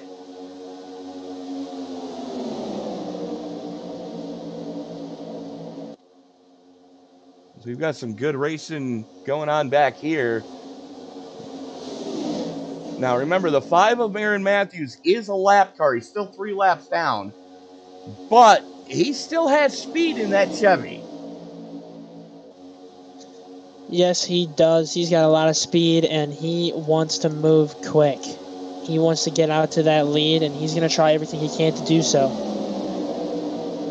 Well, he's got the 59 of Holden glued to his back bumper right now. And it's Holden for the Team Watson graphics.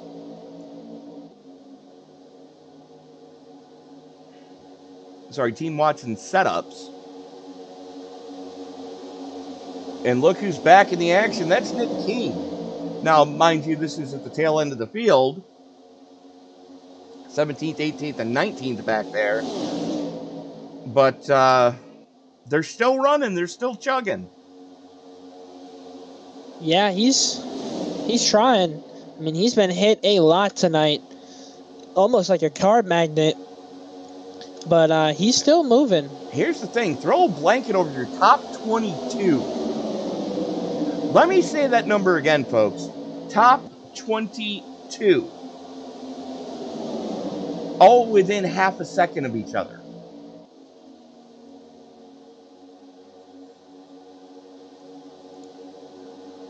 And, I mean, for Dega, those numbers are insane. To see this many cars out here racing for a win, or for any spot in general, for points, something I haven't seen before, and I am impressed with these drivers tonight, keeping it clean as they have so far. Oh, absolutely. This league impressed. With the racing that we saw last week, yes, it was caution heavy, but it was Martinsville, so, you know, I'm not going to count that. But when we did have green flag action last week, these guys impressed me at Martinsville. They're doing nothing short of being one of the most impressive leagues that I've seen come here to Talladega. You know, only three cautions per incident tonight. That's impressive. I don't care who you are. And as we see, I agree there, but as we see now, Hunter Carmichael on the outside line trying to get to the front, being pushed by the 29 of Chris Davis. And it just, I don't know what's going on with the outside lane so far. Did they change the outside lane? Oh! Bender goes up into him. I think Bender tried to throw a block, and he almost took himself out. What a way to save it. I mean, I know they didn't really wreck, so there was really no saving, but what a way to have some awareness there on the 3 of Hunter Carmichael. Oh, that absolutely which is scored was. as the 8. Well, more importantly, Chris Davis had a heads up to get off of Carmichael so that all 3 of them didn't end up piecing the cars back onto the hauler at the end of the day. That's the worst feeling in the world. especially for all those guys that spend all those hours in the shop week in and week out prepping these cars, is when you see the guys at the track have to carry the car back onto the hauler piece by piece. Yeah, and that's not what you want to see. And, you know, we haven't had to see too much of that tonight. These guys are doing everything they can to keep their cars clean because, well, luckily on iRacing, I guess you don't have to pay for the damages to your car. So I guess that's a good thing. Well, that reminds me, did you see the April Fool's joke this year that iRacing laid on everybody? I have not. Virtual damage repair costs. Oh, no. Yeah, I read that and went, wait a second, today's April 1st. Okay, so that's not actually coming in the next update. And here we go. Oh, Davis goes to the top side. Carmichael able to slot in with him as they throw the block on the 59 of Holden. And now Holden going to go to the middle lane. That's Davis caught on the top shelf. Man, that's the second time tonight Davis has been hung out to dry. He's not going to be happy about that one. No, and I think if he gets back to Carmichael, there might be sharp words. Good news is he's got his teammate behind him. Yeah, that's a fantastic sight to see, and he's going to... Now they're making moves, too. I don't know if maybe Chris Davis had something going wrong or what, but these guys are making moves, and guess who's there? Guess who's right there behind Kyle Holden there, excuse me. Nick King. Yes, he is. That Hunt Brothers Pizza number 4 is apparently not as damaged as we thought it was. He just needed to get behind two Toyotas. I'm sorry, a Toyota and a Camaro instead of just a Camaro. Yeah, I guess so, because he is sitting pretty in 9th position. And look who's behind him. That's your pole sitter, Justin Sorrell, who got spit out down the back straightaway just before the stage break for stage 1. Yeah, and what a way to hold it out there.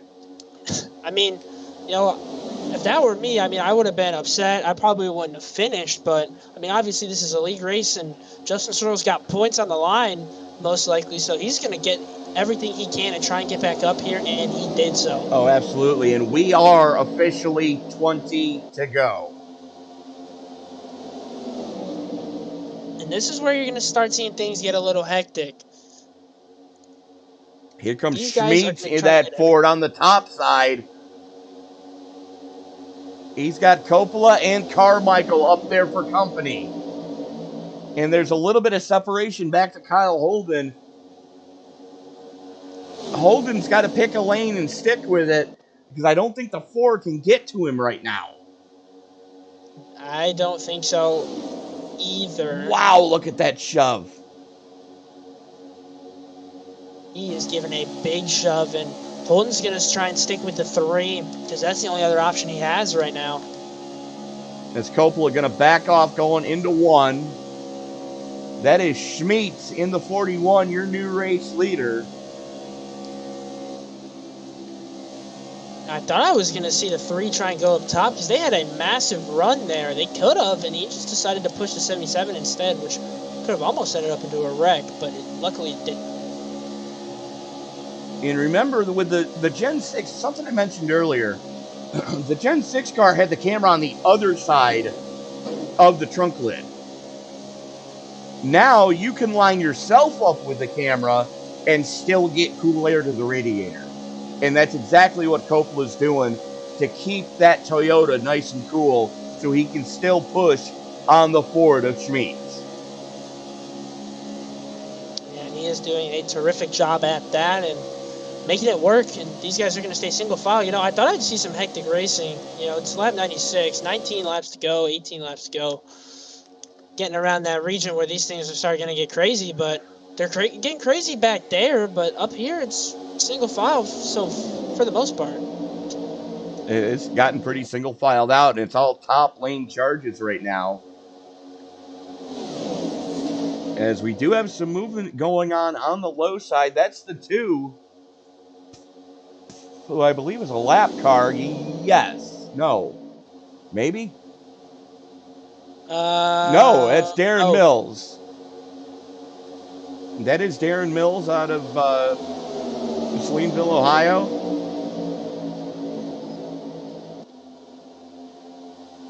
And now we're going to start seeing some crazy stuff because there's a couple guys on the top side. I don't think they're going to... They might see some guys come with them, but I'm not seeing anything yet. Bet? Those would be the two guys to go with. That's Shane Davis and his teammate Chris Davis. So, you know, the Davis boys are on a move right now. Yeah, they're looking for something. Those have been two strong Toyotas all night long. Yes, they have. And the only issue with the 29 is he's been getting hung out to dry every which way possible. And it's been unfortunate for him, but to be able to get back there. Here's the thing. If Shane hangs him out to dry, I wouldn't want to be at the breakfast table tomorrow morning. Yeah, I wouldn't either because that is going to be... There's going to be a food fight or something. Some fight's going down. Coffee's going flying, I can promise you that. Oh! The 44 almost just got sent. You're going to see some 3-wide action here now. We're going to see a lot of 3-wide and possibly some 4-wide. They are getting crazy, just as I expected. Welcome to Waffle House. May I take your order? Oh, man. Cars completely just scattered, smothered, and covered all over that track. They're able to figure it out and get it 2x2 now. A couple guys going down there. It's going to be Wortman and the 6 of Belmonte. Going to try and use that middle lane. Yeah, I don't know how well that's going to work. In the Gen 6, it could work very well. In this car, not so much. Oh, we're going to see. Oh, I don't know. The 54 was under the yellow line there. 2 tires under the yellow line. Yeah, but he got forced down there. Yeah, that's what it looked like, because the 4 was going whether he wanted to or not. Meanwhile,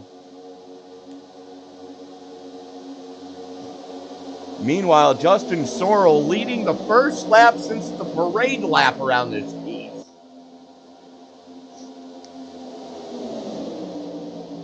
Ryan Huff glued to his back bumper. Huff, one of your biggest movers right now. As a matter of fact, your biggest mover at plus 24.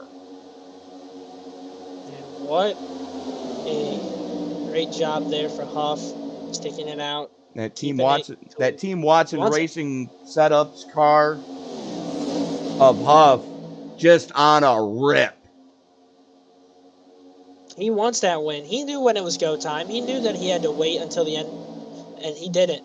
Now he's up here, and now he hopes to stay up here for the last 13, 14 laps. 13 to go, and the 41 of Schmeets getting a good shove from the 77 of Coppola. Schmeets looking to the outside still. That huge shove is going to give him something, and he might get to the lead here. No, the 93 is going to give a nice shove to Sorrell, and we're still going to stay side by side. That's exactly what we're seeing is... Oh, they're there in the back. It goes. It's not going to be We stay green. Luckily, they all just hit the outside wall. Unfortunate for them, though. Incredible. Even when these guys try to wreck, they can't wreck. I'll take it. Hey, I like it. Hey, don't look now, but if you're Jordan Schmeets, I think you're in trouble, son. Yeah, I think there's 2 guys. Coppola, Davis, and Davis running stem to stern right now.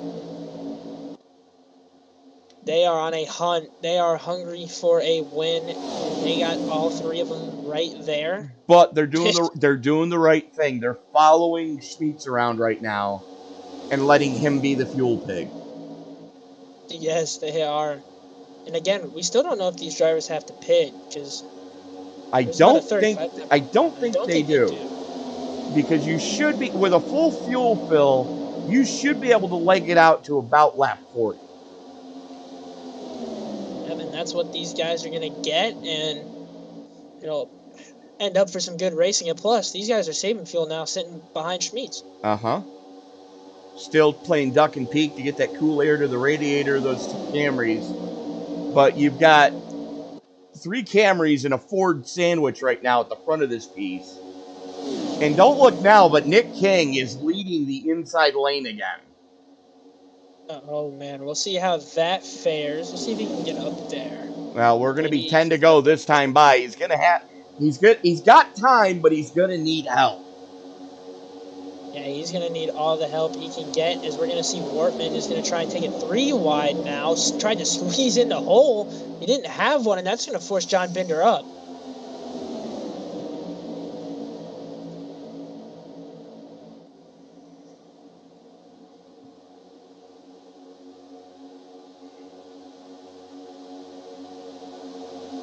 Wortman looking for anything that he can get, as we're going to see Sorrell go right around King. Justin Belmonte just got hung out to dry.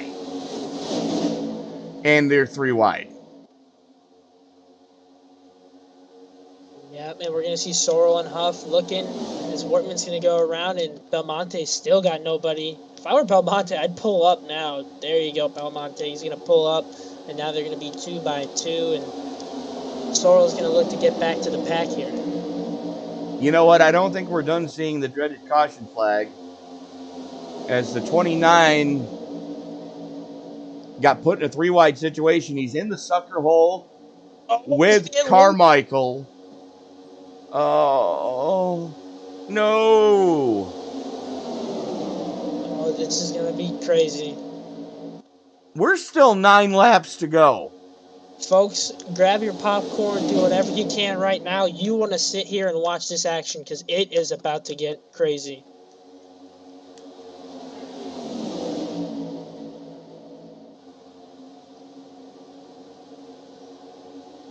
Jordan Schmitz, Kenny Capola, Shane Davis, Caden Nofree, Kyle Holden, Chris Davis, Brandon Zimmerman, your biggest mover at plus 28 in 7th. Here comes Binder, as he's got help from Wortman. Yeah, and he is moving through the field. Was able to do a little bit more on that bottom side. 29 was considering coming down. He's going to go to the middle lane. He's going to pick up Shane. That's Chris is going to pick up Shane Davis.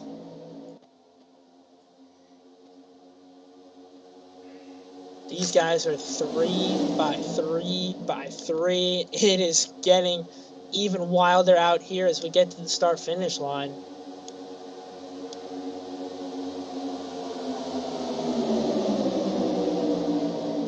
And the 2 up front are just looking behind them. I mean, they're not mirror driving, so to speak, but you got to think they're at least looking at the mirror a little bit, looking what's behind them. And they're loving the fact that it's 3 wide. Yes, they are, but there's a big run from the 44 and the 59 on that very top line. Caden Nofree leading that top line, and Kyle Holden giving huge shoves to try and get him out there. Well, we know Holden knows how to push someone to the front, as we saw it earlier. But right now, with six to go this time by, I don't know if and Sheech is going to go up and throw the block. Nofree crosses him over as they cross the stripe. Still 3 wide. I don't know if I agree with the block. Oh, this is not going to be good. 3 lanes, and there it is. And look who's involved in it. Oh, big one. Nick King, again, involved. Just tough break for that Ford team tonight. Darren Mills and Chris Davis, 2 of the biggest casualties out of that one, though. Let's watch that again. Keep your eye on the 44 of Nofree as he makes a 3-lane change, stacks them up behind him. The 16 jumps on the binders. The 6 turns him. The 2 gets sent. Chris Davis caught a huge piece of that one too. As it's gonna pop. Let's go on board with Chris. It's gonna pop off in front of him, and you're gonna feel this one for Nick King right there. Oh, ow! And there goes the nose. Just hard hitting the wall for King there, and a lot of these guys, and that's a product of coming to an end of a Superspeedway race. I told you it was gonna get crazy, and it definitely did. Look at the steering input that Chris Davis has to put in that car just to keep it mildly straight.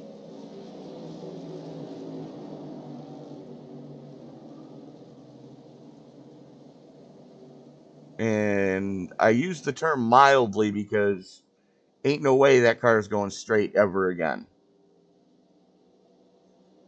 I definitely want to see if we can take a look at that POV from Brandon Zimmerman, because he somehow made it through that unscathed. And I don't know how. Well, let's take a look here.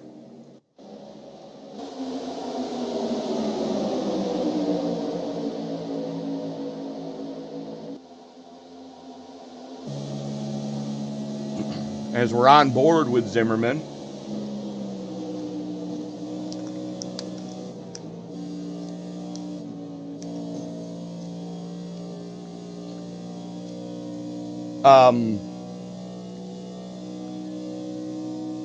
I want to see that again. Watch this. Listen to the throttle inputs, folks.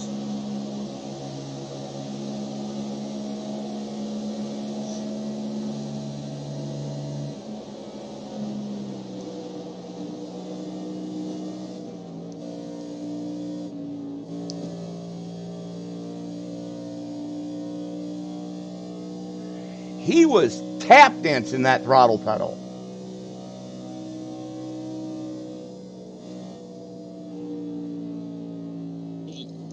Yeah, what a way to make it through that, and he had to think of something, and tapping the throttle was the only thing he could do. Tapping the throttle pedal, on and off the brake pedal.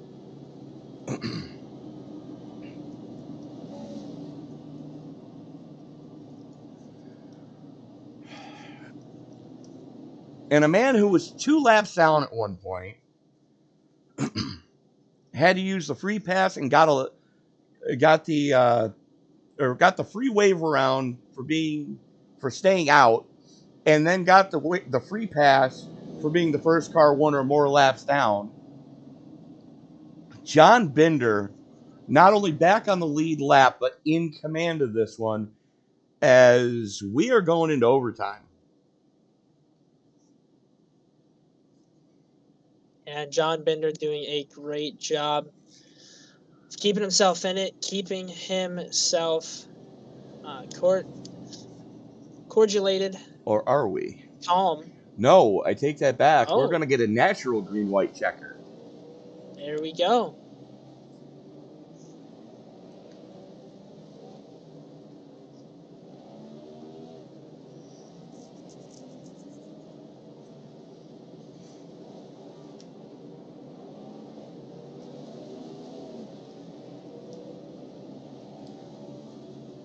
Pace lights, I believe, should be off here. Yeah. There we go. We're getting a natural green-white checker, folks. And so here's the way this is going to happen. Green flag's going to come out. The leader has to come all the way around to accept the white flag, which at Talladega, it's a little bit further down track than it is at Daytona. So this is going to be a little bit more difficult. If the leader can get to the start-finish line, we're racing back to checkers. If he can't, we're going into overtime. Yeah, and this is the part of the race where they say cautions breed cautions, but also chaos brings more chaos. So we'll see how much chaos happens here at the end of this thing. Well, I like chaos because, you know, my last character for D&D was chaotic neutral.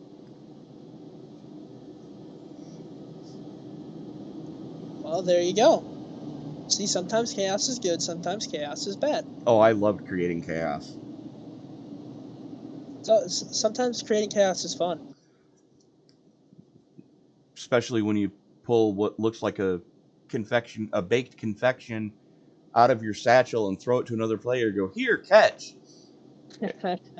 And they just so happen to be a vampire, and when you throw that what looks like baked confection at them, it's actually a plastic explosive that releases the light of 1,000 suns and just completely turns them to nothingness. And they're in your party. Why'd you do that? He was snoring in his sleep again. Oh, no. Somebody who's not going to be snoring in his sleep is going to be John Bender, as he's going to bring us into the Geico restart zone this time. As the field works its way through the trial, well, here comes the Geico restart zone. What type of restart is Bender going to give us? It's the first time he's had the button all night. And the 44 no free spun his tires a little bit. And that's going to let Schmeets get to the inside. Oh, this is good news for Bender. No, now it's bad news for Bender. Now it's good news. Gonna go up there. Now it's good news. Yeah, Schmeets is going to stay with him. As they're both going to throw the block on Coppola. We're 3 wide again. Oh, there's some massive 3 wide racing back there. And there's a lot of mirror driving going on at the front of this piece. All John Bender wants to see is that white flag wave. Well, he's just got to get to the start-finish line as they come out of turn number 4. Still 3 wide in the back of the pack.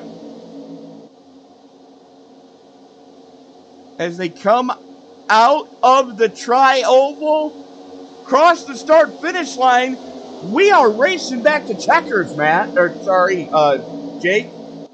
Yes, sir. John Bender's going to try and send a block, and he's going to get hit a little bit. Oh, big slide for Bender, as Schmeets is going to go to the outside. Schmeets is going to follow that 77 of Kenny Coppola, and they're wrecking it. Davis just got sent. Saved it. He got sent again. Not the... Oh, and they're wrecking back there, but Schmeets with Coppola, big wreck back there. Schmeets holding off Coppola. We'll see if Coppola can make a move as we come out of turn 4. He's going to stay on the back bumper. And he's got to throw him a dummy. Here we go. He shoved him, and we're going to be side by side to the line. Coppola has the run, and Kenny Coppola will win at Talladega. Schmeets going to hang on for a second. And the boss man. We get to interview the boss man for 3rd. There we go. Good run for Barry, too. And you know what? We're going to go back and take a look at, some of that last lap shenaniganry. Because there was a lot of it. I just got to get there.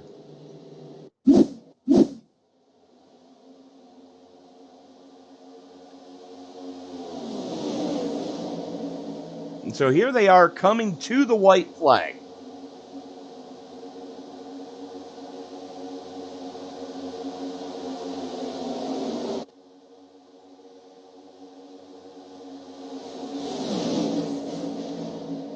And this is going to get ugly with a capital UG down the backstretch.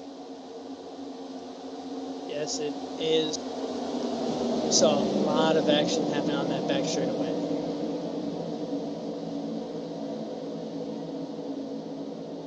Oh! Mullins gets into Mullins and turns him.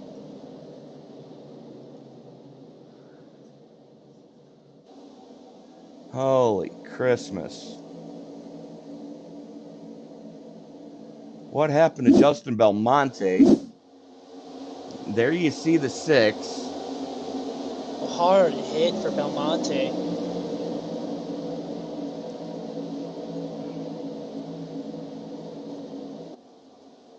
Oh, he got collected in that one. Wow.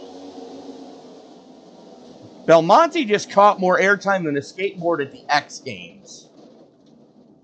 Yeah, he was spinning for a while there. And the judges' scores are in for the number 6. 9.8, 9.5, 9.7, 10 from the Romanian judge. Congratulations. That's only the second 10 I can ever remember seeing. As we are... Even harder hit for the 74 at the end of that. Oh, it absolutely was. As we were just waiting for Kenny Coppola. And... Jake, I believe you've got our race winner with you now. Kenny, first of all, I want to ask you how you doing, man. How you feeling? I'm ready to use the bathroom, man. I've been holding it for quite a while now. Well, we can come back to it if you want us to. No, man, I'm ready to do this. All right. I will try and get you out of here as fast as possible. Just talk me through that a little bit. You know, you were fighting it all day long. You were fighting that lead. I mean, just talk about how you were feeling through that race there. I knew we came to the track tonight with a really strong car, either leading or pushing. It was just a beast setup tonight. But I just wanted to get out front and stay out of the trouble. Most of the time, most of the trouble happens in the outside the top 10, middle pack, rear of the pack. So trying to stay out front is pretty important unless your game plan is to sit behind the whole pack in a group of like 4 or 5 cars and just ride around till the end. And I decided to get to the front and tried to hold position up there, and I think I ran in the top 5 most of the night, led quite a few laps. And most laps led tonight. Nice. So, yep, just tried to keep my car clean. These are a crapshoot, so just giving yourself a chance at the end is more important than trying to race in the middle of the race.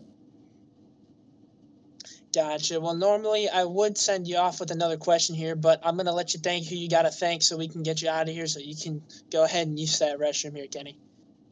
Awesome, man. Who do you need to thank? Oh, I want to thank Team Watson Racing, Setups, Warrior Wraps, Warrior Racing, Martin Sports. Want to thank Schmeets for pushing me a lot of that race. I was trying to return the favor, wasn't even really looking to pass him at the end, but I got into his left rear, so I apologize to him for that. But thanks to Barry for putting the league on, and thanks to you guys for running your second show for us. Hope it was a little bit better than the first one. Yes, it was. All right, Kenny. Well, congratulations on your run, and hopefully we'll see you next time. You won't see me, but hopefully we'll see you next time. Appreciate it, fellas. Have a good night. Yes, sir. Thanks, We'll you see too. you at Dover. And joining me now is the driver of the number 41, the aforementioned Jordan Schmeeds. And Jordan, how's it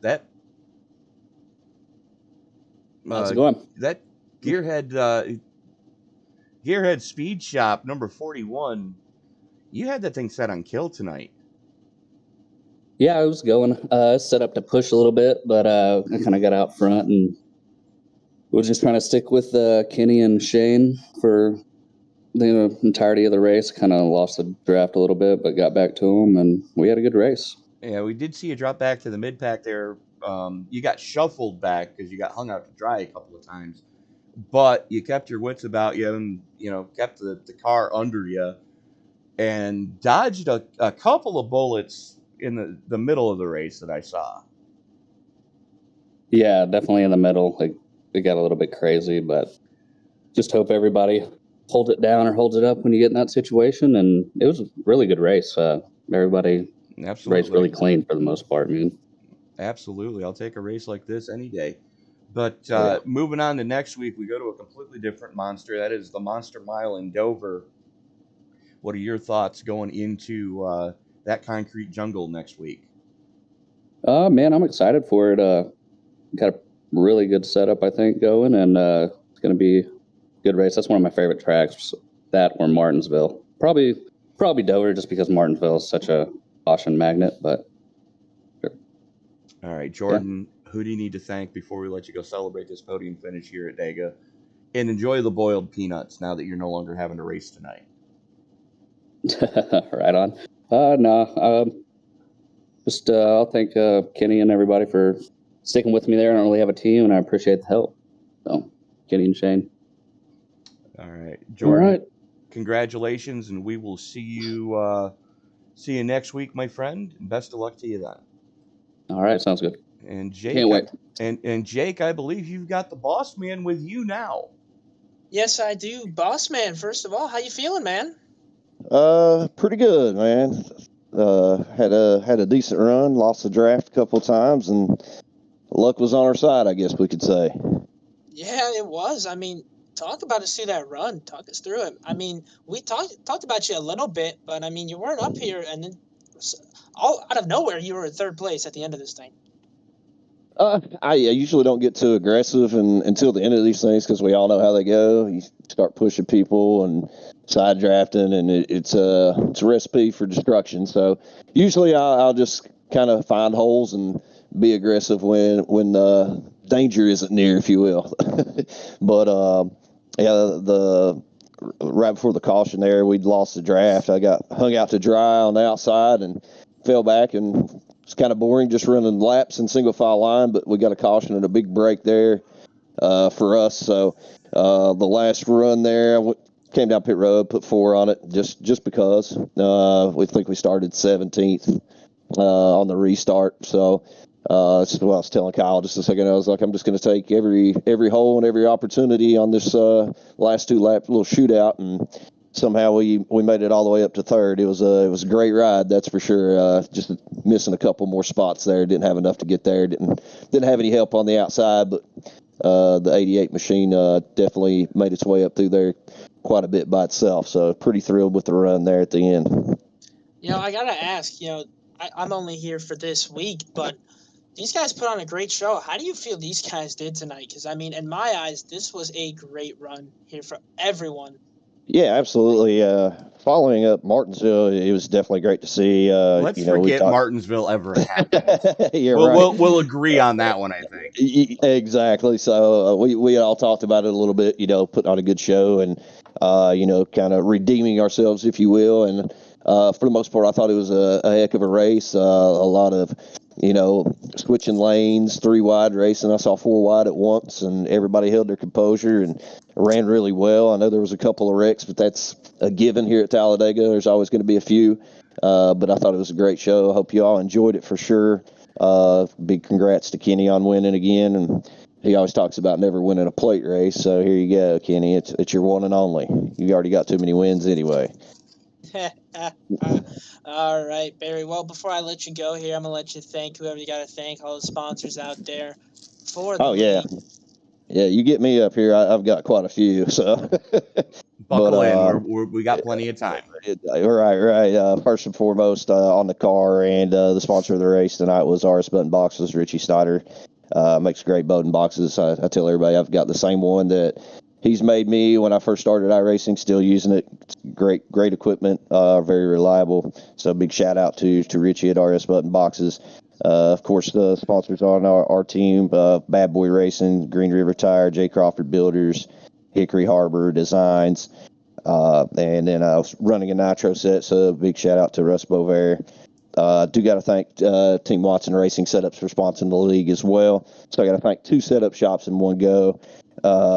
And of course, Sim Racing Media, thank you all for coming aboard once again, putting together a great broadcast for us and for our friends and family to watch and enjoy. So definitely a big shout out to you. And of course, my team for the practice they put in this week for this. We didn't get the finishes we wanted, but we'll be back at it at Dover and shooting for another one. All right, Barry. Well, definitely. I am sad that this is the only race I get to do here, but Matt will be back next week at Dover, but hopefully they will see you then. Absolutely, man. Appreciate it. And Barry, real quick, you should be proud of this league. You guys only had 4 cautions for incident tonight. I'm sorry? You only had 4 cautions for incident tonight. Oh, nice. Very nice. So, nicely done, sir, and we will see you next week at Dover. Absolutely. Y'all take care. And with You as that, well. that is going to do it for... We got another one in the books. Let me just bring up the finishing order. Kenny Coppola, Jordan Sheets, Barry Sanders Jr. We already talked to those 3 gentlemen. Kyle Holden, Tim Wortman Jr. rounding out the top 5. Jeff Carson, Ryan Huff, Shane Davis, Caden Nofree, and Justin Sorrell rounding out your top 10. John Binder, Ryan Kling, Garrett Crawford, Brandon Zimmerman, and Hunter Carmichael. Your top 15. Nick King, recovering for 16th. Warren Young and Randy Mullins rounding out the top half of the field. Jake? And then after that, we have Jameson Middlemiss, Darren Mullins, Paul Whitney, Derek Jacobs, Justin Belmonte, Chris Davis, Aaron Matthews, Darren Mills, Chris Spear. These are now the lap down cars. Chris Spear, Daryl Klotz, Nicholas Atwood, Caleb Levener, Kendall Levron, Bobby Justice, Pat McClendon, Jeffrey Taylor, Larry Levner, Matt Mackin, and Jay Salmon never started tonight. So that is going to do it for us tonight. Jacob Zolligan, thank you so much for joining me in the booth for this one. This is Tony Trapasso, ladies and gentlemen, reminding you until we meet again and as you walk down the road of life this week, do me a huge favor. Don't play in traffic. Good night, everybody.